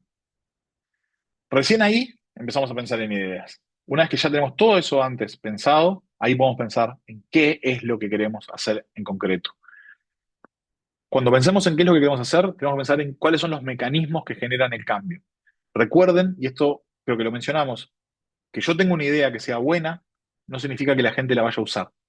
¿Ok? Me prendo de la analogía del ejemplo anterior. ¿Es una buena idea que las organizaciones ambientales jóvenes compartan una plataforma de información? Sí, es una buena idea. Sería un buen lugar para coordinar. Ahora, ¿va a pasar? No, no va a pasar, porque ya tienen otras plataformas, no les interesa aprender una más, y es muy alto el costo, es mucho el esfuerzo para lograr que la adopten. ¿Ok? Entonces, ¿la idea es buena? Sí. ¿Va a funcionar? No. Séptimo, ¿cuáles son los impactos medibles? ¿Por qué medibles? Porque eso es lo que yo, después de aplicar la idea, voy a usar para ver si logré lo que quería o no logré lo que quería. ¿Ok? 8. ¿Quiénes quieren el cambio? ¿Cuáles son mis aliados? ¿Ok? Eh, si yo no tengo claro quiénes me van a apoyar en este cambio, quizás estoy perdiendo oportunidades de que sean parte de esto, tanto en los procesos previos de consulta como en la ejecución o, por ejemplo, la coimplementación, que es una de las cosas que hablamos.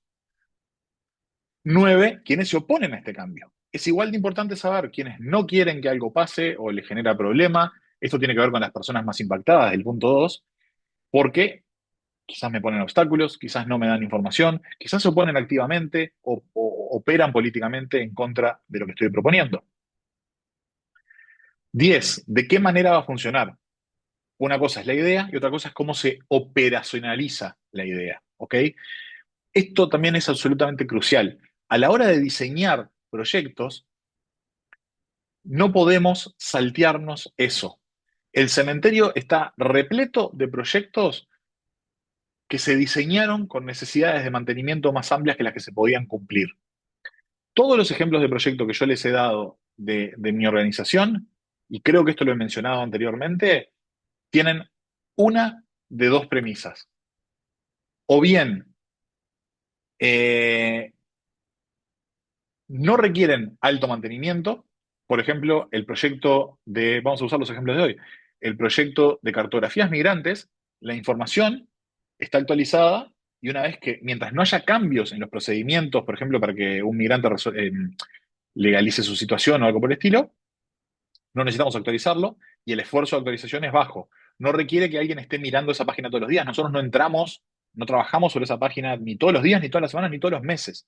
Una vez cada tanto, cuando cambió algo, vamos y lo cambiamos. Entonces requiere un esfuerzo de mantenimiento ultra bajo y eso es por diseño, porque sabíamos que no íbamos a tener los recursos para mantenerlo a largo plazo. Y la otra opción es que alguien más se encarga de ese mantenimiento. Y ahí voy al ejemplo de Mapa Verde. En ese caso, diseñamos una herramienta donde sí se necesita una actualización de ese mapeo constante, pero tenemos un aliado, la Universidad de Montevideo, que es la que se encarga a través de su facultad de comunicación del financiamiento de personas que están atendiendo esa necesidad. Entonces, sí tiene un requerimiento de mantenimiento, pero ya está cubierto, por lo menos al largo plazo, a través de un socio que se puede encargar de esa parte. 11. ¿Qué cambios necesitan ocurrir para que el proyecto tenga éxito? Esto, si quiere, está cerca de las condiciones previas. Si yo planifico esto y no puede suceder sin que pase esto, esto y esto, entonces esos son factores clave para mi éxito. De la misma manera puede haber actores clave, asociados o no a esos cambios que necesitan ocurrir. Si no tengo este actor alineado, esto no funciona. ¿Por qué ahora? Hay veces que el timing es lo más importante. Una oportunidad política, una oportunidad temática. Me agarro de un proceso como la Alianza para el Gobierno Abierto, que vamos a hablar en un rato con José, que debe andar con Pepe, que debe andar por acá en la vuelta, quizás ya, si andás por acá, de hecho, Pepe, avísame. Eh, ¿Quién más está trabajando en esto? Lo mismo, muy parecido a actores clave, pero también no sobreponer esfuerzos, colaborar, abrirse. ¿Qué no se está haciendo en este campo? ¿Dónde hay oportunidades de originalidad, de hacer un aporte que nadie más está haciendo? ¿Cuáles son los recursos clave que necesito? ¿Qué es parecido a los actores clave o los cambios clave que tienen que ocurrir? 11 y 12. Si yo no cuento, por ejemplo, con los datos abiertos que necesito para hacer un proyecto de datos abiertos, nunca lo voy a poder hacer. ¿De qué manera voy a lanzar la estrategia?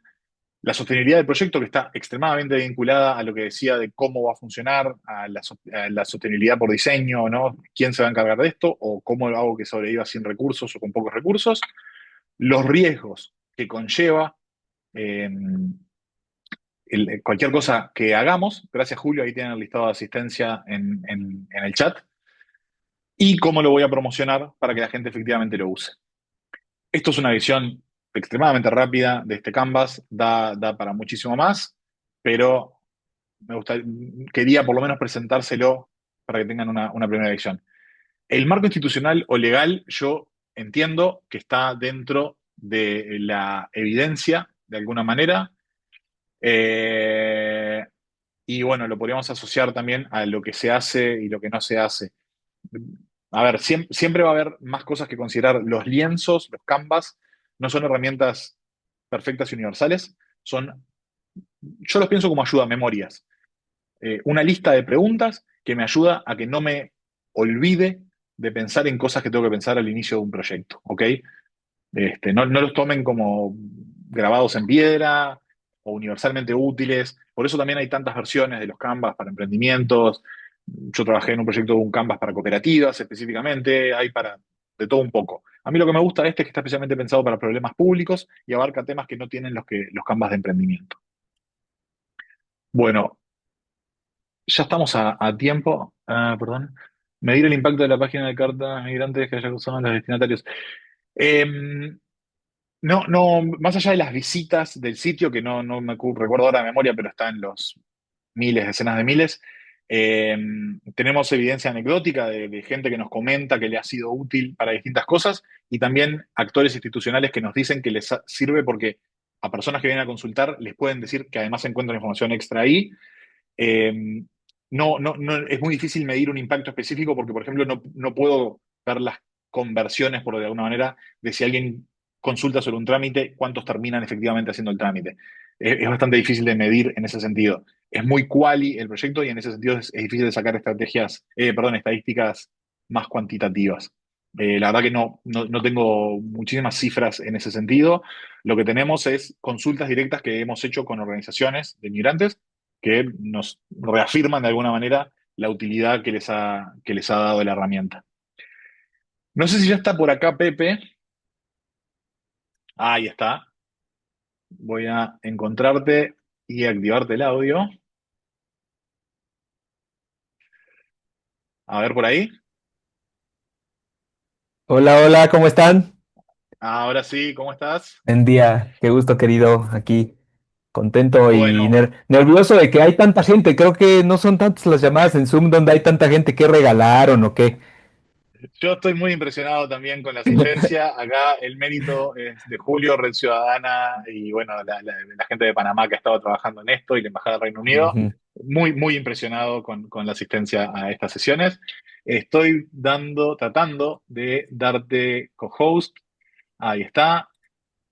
Ahora ya podés compartir pantalla, Pepe, cuando quieras. Mientras tanto, yo voy haciendo una mínima Perfecto. intro. Pepe, además de gran amigo, es el responsable para Centroamérica de los puntos de contacto de la Alianza para el Gobierno Abierto. Antes de eso, trabajó en Gobierno Abierto en el Gobierno de México. Y bueno, nada, es una de las personas que más sabe de esto y nos va a contar en una presentación que ya vi y está buenísima, aunque no sé cómo va a llegar con el tiempo, sobre todo lo que pasa en Gobierno Abierto y lo que se puede hacer. Todo tuyo, Pepe. Muchas gracias, querido Chino, y pues gracias por la presentación, porque NeoGP, como ustedes saben, al ser una plataforma multiactor global, la fortaleza es del espacio, del proceso, que le da claridad a la colaboración y sobre todo de la colaboración. Entonces, cuando uno no sabe, por lo menos tiene alguien a quien preguntarle que sí sabe un poco más.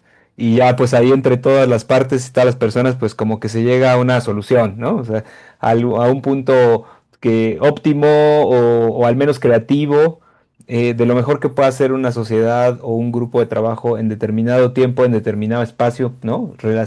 Digamos como pertinente para un país, para un momento. Así que bueno, ¿no? Desde esa perspectiva yo les quiero compartir algunas ideas que tienen que ver con pues la plataforma, ¿no? Uno de sus valores principales, la transparencia y los datos abiertos que consideramos en este pilar, ¿no?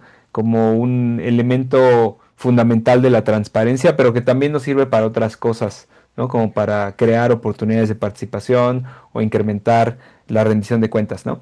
Entonces, bueno, entrando full a OGP, ¿no?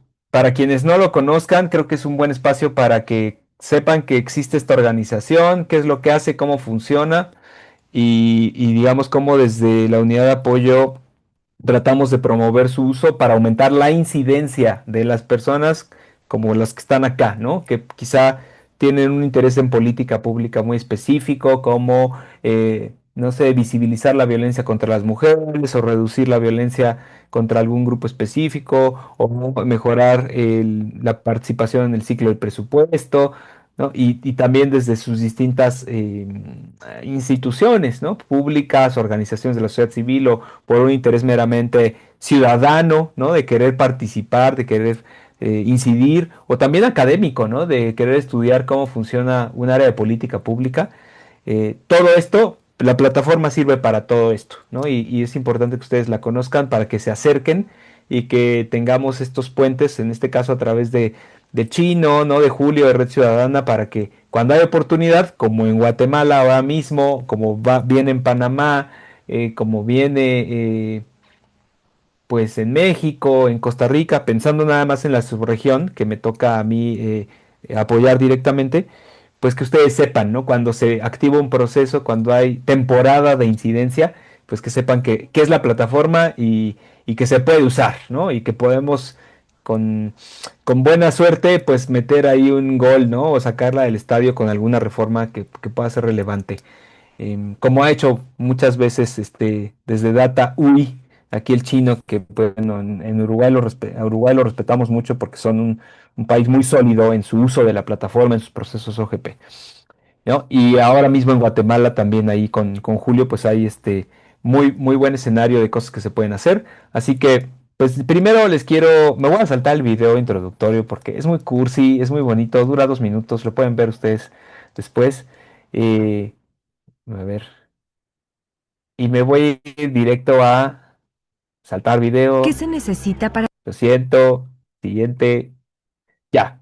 ¿Qué es gobierno abierto? Simplemente para que entiendan que desde la alianza lo vemos como mejorar la transparencia en la administración, garantizar oportunidades de participación y reforzar los mecanismos de rendición de cuentas públicas, ¿no? Eso es la filosofía del gobierno abierto.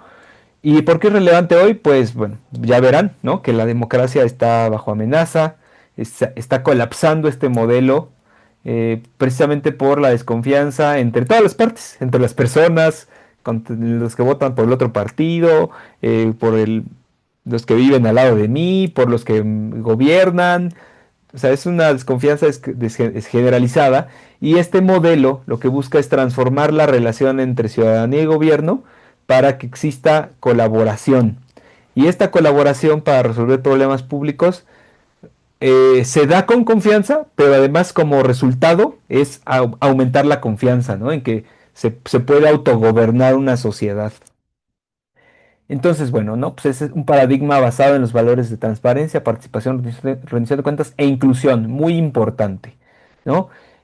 Para darles, o sea, para hacer un poco, desmarcar que el gobierno abierto de los datos abiertos no son sinónimo, ya, ¿no? Eso ya lo saben, pero de manera, digamos, como un poco poética, ¿cómo les proponemos que entiendan gobierno abierto? Bueno, pues gobierno abierto es colaborar para abordar problemas difíciles, empoderar a la sociedad civil, co-crear políticas públicas impactantes y ambiciosas, reconocer el papel de la ciudadanía y construir sobre lo que ya existe, ¿no? Lo que ya se ha hecho en un país y buscar alianzas, trabajar para promover los derechos humanos, luchar contra la corrupción y mejorar los servicios públicos e innovar de la mano de la sociedad. Todo eso es gobierno abierto. ¿Qué no es? No es ni un lujo, ni una distracción, ni convocar para la foto sin impacto, ni publicar datos cómodos o fáciles, ni crear plataformas, portales, tecnologías sin objetivos claros, solo transparencia y acceso a la información o solo datos abiertos, o impulsar reformas orientadas a la apertura, que eso es muy bueno ya en sí mismo, excluyendo a la sociedad civil. Si excluyes a la sociedad civil de tus reformas orientadas a la apertura, nosotros no lo consideramos gobierno abierto, ¿no? Solo son reformas tendientes a la apertura, pero para que sea gobierno abierto, tiene que estar el componente de sociedad civil en esta plataforma que multiactor, decidiendo pues todo, básicamente, ¿no? De qué es lo que se hace, se cambia, se reforma. Entonces, desde la Alianza, que es una plataforma enfocada en la acción, que nace en 2011, ¿no? Por el liderazgo de varios países, entre ellos Brasil, Estados Unidos, Noruega, Reino Unido, Sudáfrica, México. Como verán, pues este señor que está aquí, ¿no? El cuarto en el orden de izquierda a derecha, lo recordarán ustedes como un presidente de los Estados Unidos eh, a cierto punto moderado, serio, progresista, pues ya no se puede decir lo mismo y ahora Estados Unidos ya no es parte de la alianza. Fíjense qué importante es eso, ¿no? Hace 15 días o 3 semanas se anunció la salida de Estados Unidos.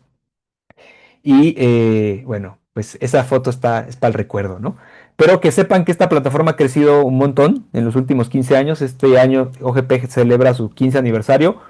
¿Y qué es OGP? Pues es una alianza de sus miembros. Son 74 países, más de 100 gobiernos locales y miles de organizaciones de la sociedad civil que una y otra vez se sientan en la mesa para ver qué reformar y pues darle seguimiento a todo este trabajo, ¿no?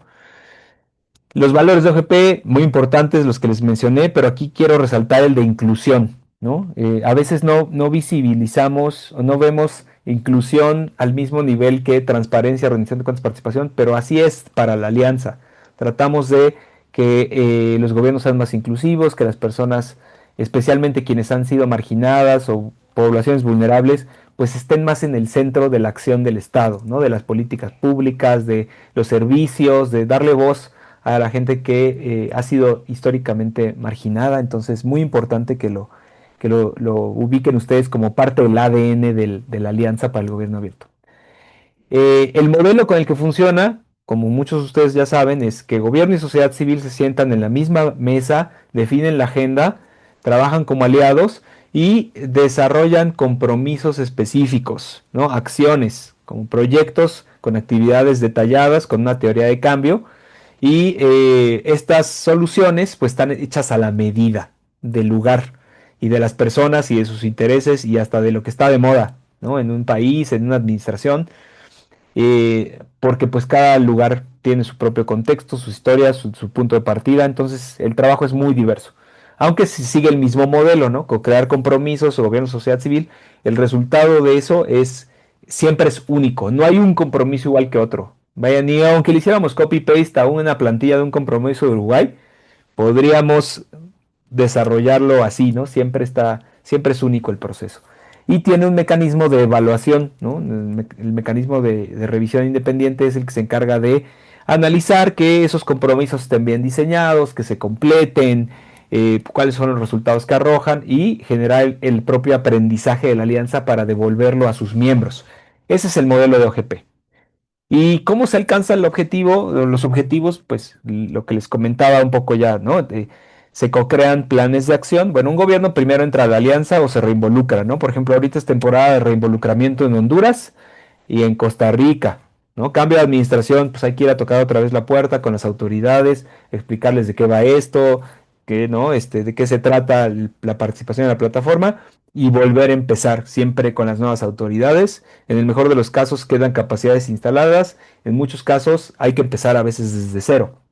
Entonces el gobierno se une o se reinvolucra en el proceso, acepta co-crear reformas, ¿no? Que pueden ser compromisos, que se pueden empaquetar en planes de acción, pero ahora ya el nuevo marco de acción de OGP es importante incluso para expertos como Chino, usuarios avanzados, que sepan que ahora se pueden co-crear acciones independientes, ¿no? Les llamamos action commitments, ¿no? Ya pueden ser compromisos co-creados solitos, flotando en el vacío sin un plan de acción que los contenga. Así que se puede ya de las dos maneras. Se implementan esos compromisos y esos planes de acción. Después se evalúa, se aprende de ese proceso y se vuelve a comenzar. Por eso es el ciclo de OGP, ¿no? Vamos, no sé, por ahí, vamos en la séptima iteración en Guatemala. Ahorita Guatemala está co-creando su séptimo plan de acción nacional. Hay países que van en su segundo proceso, como Jamaica, ¿no? Así va cambiando de país en país dependiendo de qué tan temprano se unieron a la alianza y qué tan rápido lo hagan. Y también ahora, si quieren que sus planes sean de 2 años o de 4 años, si se tardaron en crear un plan después de otro, no hay muchas variables, pero ustedes pueden ver el trabajo de la alianza pues, en la página, en el tablero de compromisos, pueden ahí ver toda la historia. Y lo importante de este modelo es que cuando hay real participación pública, ¿no? Se lo toma en serio un foro multiactor, un gobierno, y cumple como ciertos estándares de calidad en su proceso de co-creación, es mucho más probable que las reformas sean ambiciosas y se completen. Y cuando eso sucede, se pueden cosechar los resultados tempranos que podemos decir que ya son cambios en el mundo real, ¿no? Es decir, es una máquina de, de hacer salchichas que al final del día, si se le ponen esos dos, tres ingredientes clave, pues te generan la salchicha, ¿no? El resultado. Y eso se puede documentar y se pudo, más bien se pudo documentar y analizar en la revisión que hicimos de 10 años de los datos de OGP hace ya 5 años. Y está ese reporte en línea, ¿no? Entonces, volviendo al modelo y a los compromisos, pues bueno, se co-crean reformas que atienden problemas, proponen soluciones resultantes de los procesos de co-creación. eh, las iniciativas son evaluadas externamente. Los procesos de elaboración y seguimiento de los planes de acción y los compromisos son consensuados por un foro multiactor, que es el espacio de trabajo entre gobierno y sociedad civil. Y la participación está enraizada en todo el proceso, ¿no? Tanto en la co-creación, implementación, seguimiento de compromisos y la premisa, cuando los gobiernos y sociedad civil co-crean compromisos, estos tienden a ser más ambiciosos, mejor implementados y generan mayores resultados. Entonces vamos a ver cómo está la tasa de bateo de esta comunidad de práctica. 74 miembros, ¿no? Ya se los dije. En total, al día de hoy, se han entregado 490 planes de acción que contienen 7 compromisos. Y contando, ¿no? O sea, esto ya vamos a llegar a los 6.000 compromisos. Yo les podría apostar que este año ya van a ser 6.000. Entonces, esta cifra siempre se está actualizando y creciendo. Y el promedio global es que 44% de los compromisos tienen un potencial de cambiar el status quo, el 60% se completan o fueron sustancialmente completados. Y esta cifra es la importante. 15% han abierto al gobierno significativamente, ¿no? Así lo decimos cuando tienen resultados tempranos, visibles, documentables y donde todo el mundo puede ver el beneficio concreto de esa reforma. Entonces ustedes podrán decir es muy bajo, ¿no? Eh, Eso pues, sí, ¿no? O sea, podríamos decir que es bajo, pero en el intento se aprende mucho y además lo que está haciendo la alianza, que en su conjunto es tratar de recrear qué está pasando con este 15%, ¿no? ¿Qué, cuáles son sus condiciones? ¿En qué temas? ¿Qué tipo de cosas hicieron los que lograron estos resultados notables para que esa cifra aumente? ¿No? Y ahorita les voy a comentar justo de una estrategia que se está usando dentro de la alianza. Entonces, ¿qué países tenemos como miembros?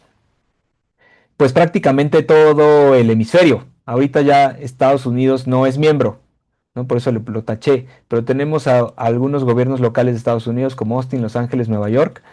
Y bueno, pues obviamente pues no está Cuba, no está Haití, no está Nicaragua, ya no está El Salvador, ¿no? En lugares donde pues o no hay democracia o no hay democracia, ¿no?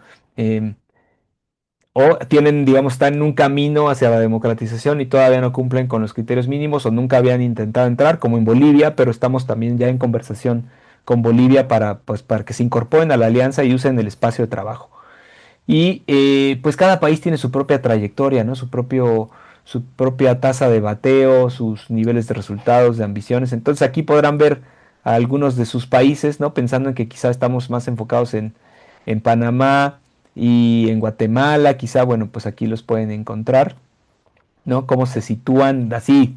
Es nada más un indicador, no, no dice mucho, ¿no? Solo es como la tradición de un país. Y bueno, lo que vemos es que cada vez son más diversos los compromisos, las reformas que están contenidas en los planes de acción. Inicialmente estaban más centradas en temas de transparencia, acceso a la información, como temáticas muy puras pues, de la transparencia, ¿no? Y ahora ya se están desplazando a áreas temáticas o sectores como justicia, como género e inclusión, política ambiental, ¿no? Hacia allá se está diversificando más el trabajo de la alianza. Bueno, aquí pueden ver las áreas de política de los sectores, ¿no? Cómo se va diversificando, pero bueno. Lo importante es que ustedes sepan que prácticamente cualquier área de política pública se puede tratar a través de la mirada de la apertura. Es decir, cómo mejoramos la transparencia, la participación y la rendición de cuentas en un área de política pública, en un proceso, cómo se usan como herramientas para resolver un problema. Y así, o sea, pueden encontrar compromisos que van desde el turismo, ¿no? Hasta la desnutrición infantil o la vigilancia del Estado usando la tecnología. O sea, estos enfoques son prácticamente útiles para cualquier área de política pública y así es como se han comportado en la región, ¿no? En los distintos temas. Vemos medio ambiente muy fuerte, servicios públicos, justicia, compras públicas, auditoría social, inclusión, compromisos de gobiernos subnacionales, ¿no? Y vemos menos, digamos, algunas reformas más difíciles como espacio cívico y algunas que son muy del núcleo duro de la anticorrupción, porque pues cuando emprendes estas reformas, pues estás tocando intereses muy profundos del Estado, del gobierno, del grupo político en el poder y pues no son tan comunes, ¿no? Estas reformas de transparencia en beneficiarios finales, etcétera. Entonces ese es un pantallazo de la región. Eh, Nada más como para que se queden con la idea, la región de Américas es pujante, tiene buena tasa de bateo comparada con otras regiones. Podríamos decir quizá que es la región más dinámica y ambiciosa de toda la alianza, las Américas. Y pues sus temas más recurrentes son anticorrupción, mejora de servicios, apertura fiscal. Y en comparación con otras regiones, destaca justicia, medio ambiente y reformas subnacionales que tratan de integrar los esfuerzos de gobierno abierto nacionales y locales, y género e inclusión, ¿no? Entonces, temas emergentes, gobernanza digital, parlamento abierto, que tienen buen crecimiento, también género e inclusión tiene buen crecimiento, pero espacio cívico es un desafío por los retrocesos democráticos de la región y aún es un tema poco común en los planes de acción. Ahora, quiero hacer un zoom en lo que creo que tiene más valor por ser lo más recurrente que vemos en la plataforma de trabajo. Los datos abiertos y su relación con la prevención y el combate a la corrupción. Ahí es donde casi que vamos a poder cosechar y ver los ejemplos más potentes del trabajo de la alianza, ¿no? Entonces, bueno, porque saben que ustedes que en los riesgos de corrupción a través de el ejercicio del presupuesto y sobre todo de las contrataciones públicas son muy grandes, ¿no? Entonces tiene mucho sentido enfocarse en transparentar eso, en abrir datos, en sistematizarlos, en analizarlos, en crear eh, inteligencia, procesos, algoritmos para alertar a quienes están tratando de entender este fenómeno y combatirlo, prevenirlo desde sociedad civil y desde gobierno, ¿no? Y lo que ofrece la plataforma y la filosofía y lo que podemos demostrar es que la transparencia no es suficiente. Entonces piénsenlo un poco para el contexto de datos abiertos en el que están ya sumergidas y sumergidos. Abrir datos no es suficiente, pero ni de cerca, ¿no? Transparencia no es suficiente. Y digo transparencia y no datos abiertos porque miren, incluso si los datos los transformáramos en información y esa información fuera socialmente útil y generara conocimiento, todavía no es suficiente, ¿no? Pero cuando existe trabajo, fuerza de la sociedad civil en colaboración con el Estado, ahí es donde empieza a aumentar la capacidad de controlar la corrupción, ¿no? Entonces, por eso las reformas de transparencia, incluyendo apertura de datos, pero también la parte del monitoreo de las finanzas de las compras y la fiscalización, tanto del propio Estado y sus instituciones como desde sociedad civil, son cruciales para cerrar la pinza. Entonces, les quiero dar a enunciar rápidamente algunos compromisos anticorrupción en la región que tienen que ver con datos abiertos. Costa Rica inició la implementación del Programa Interamericano de Datos Abiertos contra la Corrupción, el PIDA. Panamá lleva un montón de tiempo, bueno, llevaba hasta esta administración, ya no, trabajando siempre en su reforma de contratación pública, que en algún momento pues llegaba a la publicación de datos y buscaba ya su reuso, ¿no? Tres compromisos consecutivos de temas de contratación abierta. Paraguay también potente con la implementación del estándar de datos de contratación abierta y ya generando beneficios tangibles. Y bueno, también aquí les puse un ejemplo de un local, ¿no? Mejorar la accesibilidad de datos públicos, datos abiertos sobre igual contratos, licitaciones, ejecución presupuestaria, muy enfocado en lo que les decía de anticorrupción y apertura fiscal, ¿no? Para que se den una idea de todos los compromisos que tienen que ver con datos abiertos, 1.252 compromisos de esos 5.900 que les dije tienen que ver con datos abiertos, de distintos temas, la mayoría anticorrupción y apertura fiscal, pero distintos temas. Es posible, bueno, más bien es el área temática posiblemente más popular. eh, sí, pues sí, la más popular. O sea, datos abiertos sigue estando en el corazón del trabajo de la alianza. Tiene buen desempeño el área, ¿no? 21% de los compromisos a nivel global abarcan datos abiertos. 29% de estos alcanzaron resultados fuertes en América. Es decir, más o menos uno de cada tres compromisos que tiene que ver con datos abiertos en la región va a alcanzar resultados. Entonces les da entrada ya como un optimismo, ¿no? Si se quieren meter a trabajar en estos temas en el marco de la alianza. 54% ambicioso, 75% completados. Excelente tasa de bateo los compromisos de datos abiertos en la región. Y hay dos cambios en la trayectoria interesantes que se han visto en 10 años. Uno, que los datos abiertos se han convertido en parte de estrategias de gobierno abierto y de transparencia de iniciativas sectoriales. Es decir, para el sector, como si pensáramos en verticales, ¿no? Para el sector de género e inclusión, para medio ambiente, para eh, justicia, ¿no? Y la otra es que cada vez más ya la comunidad está enfocada en uso de datos, ¿no? La apertura de datos como que dominó quizá la primera década de la agenda y ahora estamos en una etapa que está fuertemente dominada por el uso de los datos. Entonces, bueno, tres casos de aprovechamiento muy breve. eficiencia de fondos públicos, programas sociales y estaba abierto, como le llamamos, al trabajo de otras ramas del Estado, ¿no? Entonces, por ejemplo, en Colombia, datos abiertos sobre el ciclo de contratación del programa de alimentación escolar, ¿no? Trajo resultados. En programas sociales, en Paraguay, pues datos abiertos sobre beneficiarios, ejecución de programas y resultados de auditorías sociales para mejorar la propia política social. En Uruguay, seguramente el chino estuvo ahí trabajándole un rato, publicar datos sobre todo el sector electoral, ¿no? Resultados electorales, hojas de votación, listas de candidatos a nivel nacional y subnacional. Entonces, bueno, para que vean cómo otras ramas del Estado, ¿no? Que no son los ministerios de finanzas, pueden también usar la plataforma y meterle un componente de apertura de datos para lograr o para alinear sus compromisos con al menos uno de los tres pilares para que se considere relevante un compromiso, que es transparencia, participación y rendición de cuentas. Entonces, ¿qué es lo que queremos hacer?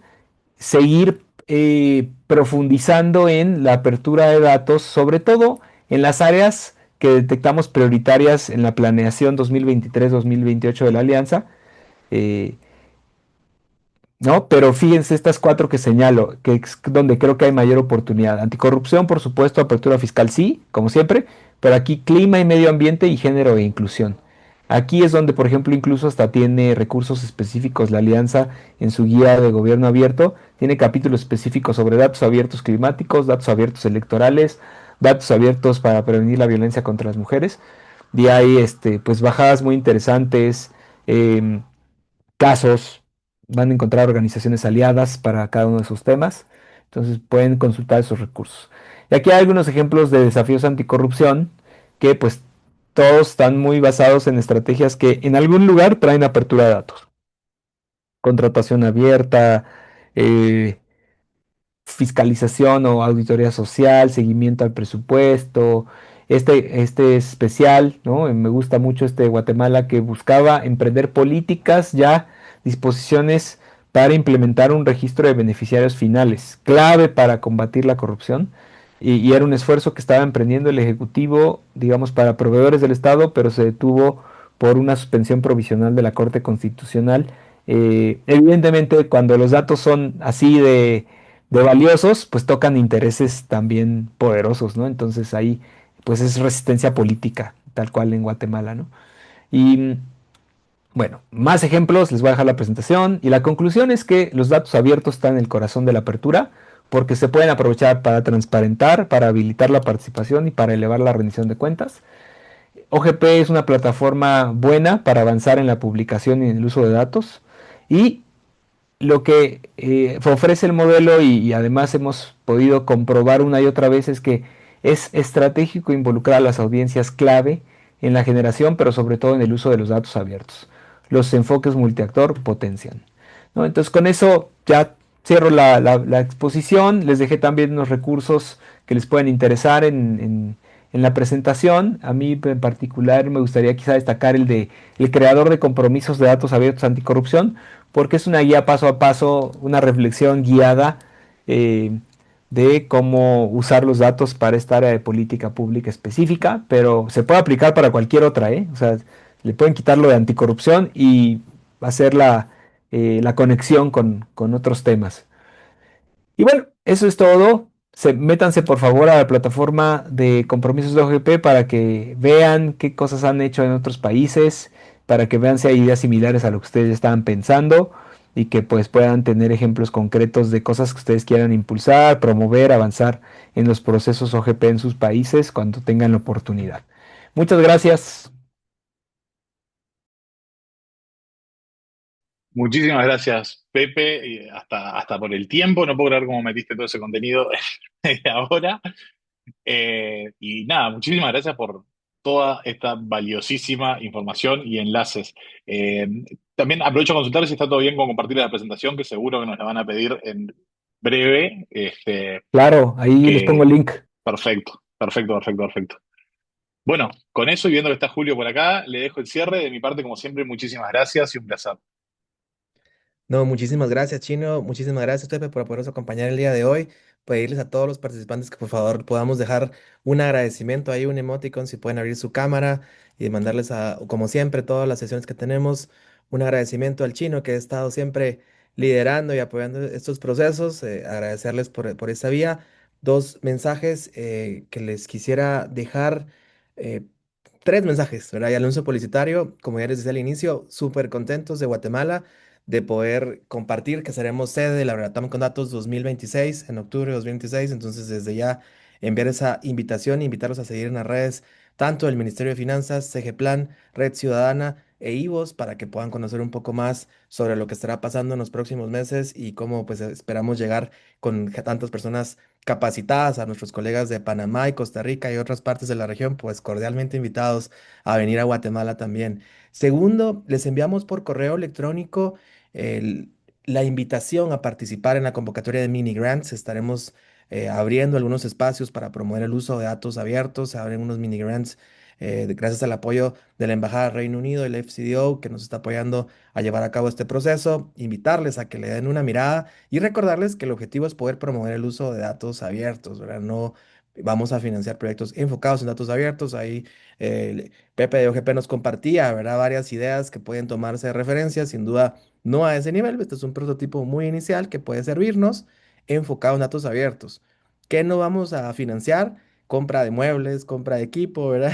La idea es poder apoyarles a echar a andar una iniciativa de datos abiertos y el objetivo es poder trabajar. Será una sesión informativa, les estaremos compartiendo por correo más detalles alrededor de esto. Y por último, como en todas las sesiones, pedirles que por favor abramos la cámara porque queremos tomar una foto de cierre para poder darle un cierre apropiado a la sesión del día de hoy. Como hemos hablado, hoy iniciamos el nivel intermedio de datos abiertos, ¿verdad? Ya vamos metiéndonos más de lleno a qué significa, cómo lo podemos implementar, cómo podemos usarlo en cada uno de nuestros países, en nuestro trabajo, sociedad civil, gobierno, academia, también medios de comunicación que nos acompañan el día de hoy. Entonces, ahí darles unos últimos 3 segundos, porque si quieren darse una última retocada del pelo, ponerse los lentes, como ustedes crean, ahí el chino me estaba molestando a mí, que no estaba con el pelo parado al inicio de la llamada. Entonces, igual, darles la invitación. A la cuenta de tres vamos a tomar la foto oficial e invitarles a la próxima sesión el próximo jueves a la misma hora. Entonces, a la cuenta de tres, una, dos y tres. Buenísimo, les deseamos un excelente día. Nos volvemos a encontrar el próximo jueves. Les mandamos por correo la información, las presentaciones y todo lo relacionado a la sesión del día de hoy. De nuevo, un agradecimiento muy especial a todo el equipo, a Daniel, al Chino y también a Pepe por acompañarnos el día de hoy en Datos Abiertos, sesión número 4. Nos seguimos encontrando. Que tengan un excelente día. Gracias, Julio. Gracias, Chino. Gracias a todas y a todos. Un Gracias, abrazo. abrazo. Gracias, Bye Pepe. bye.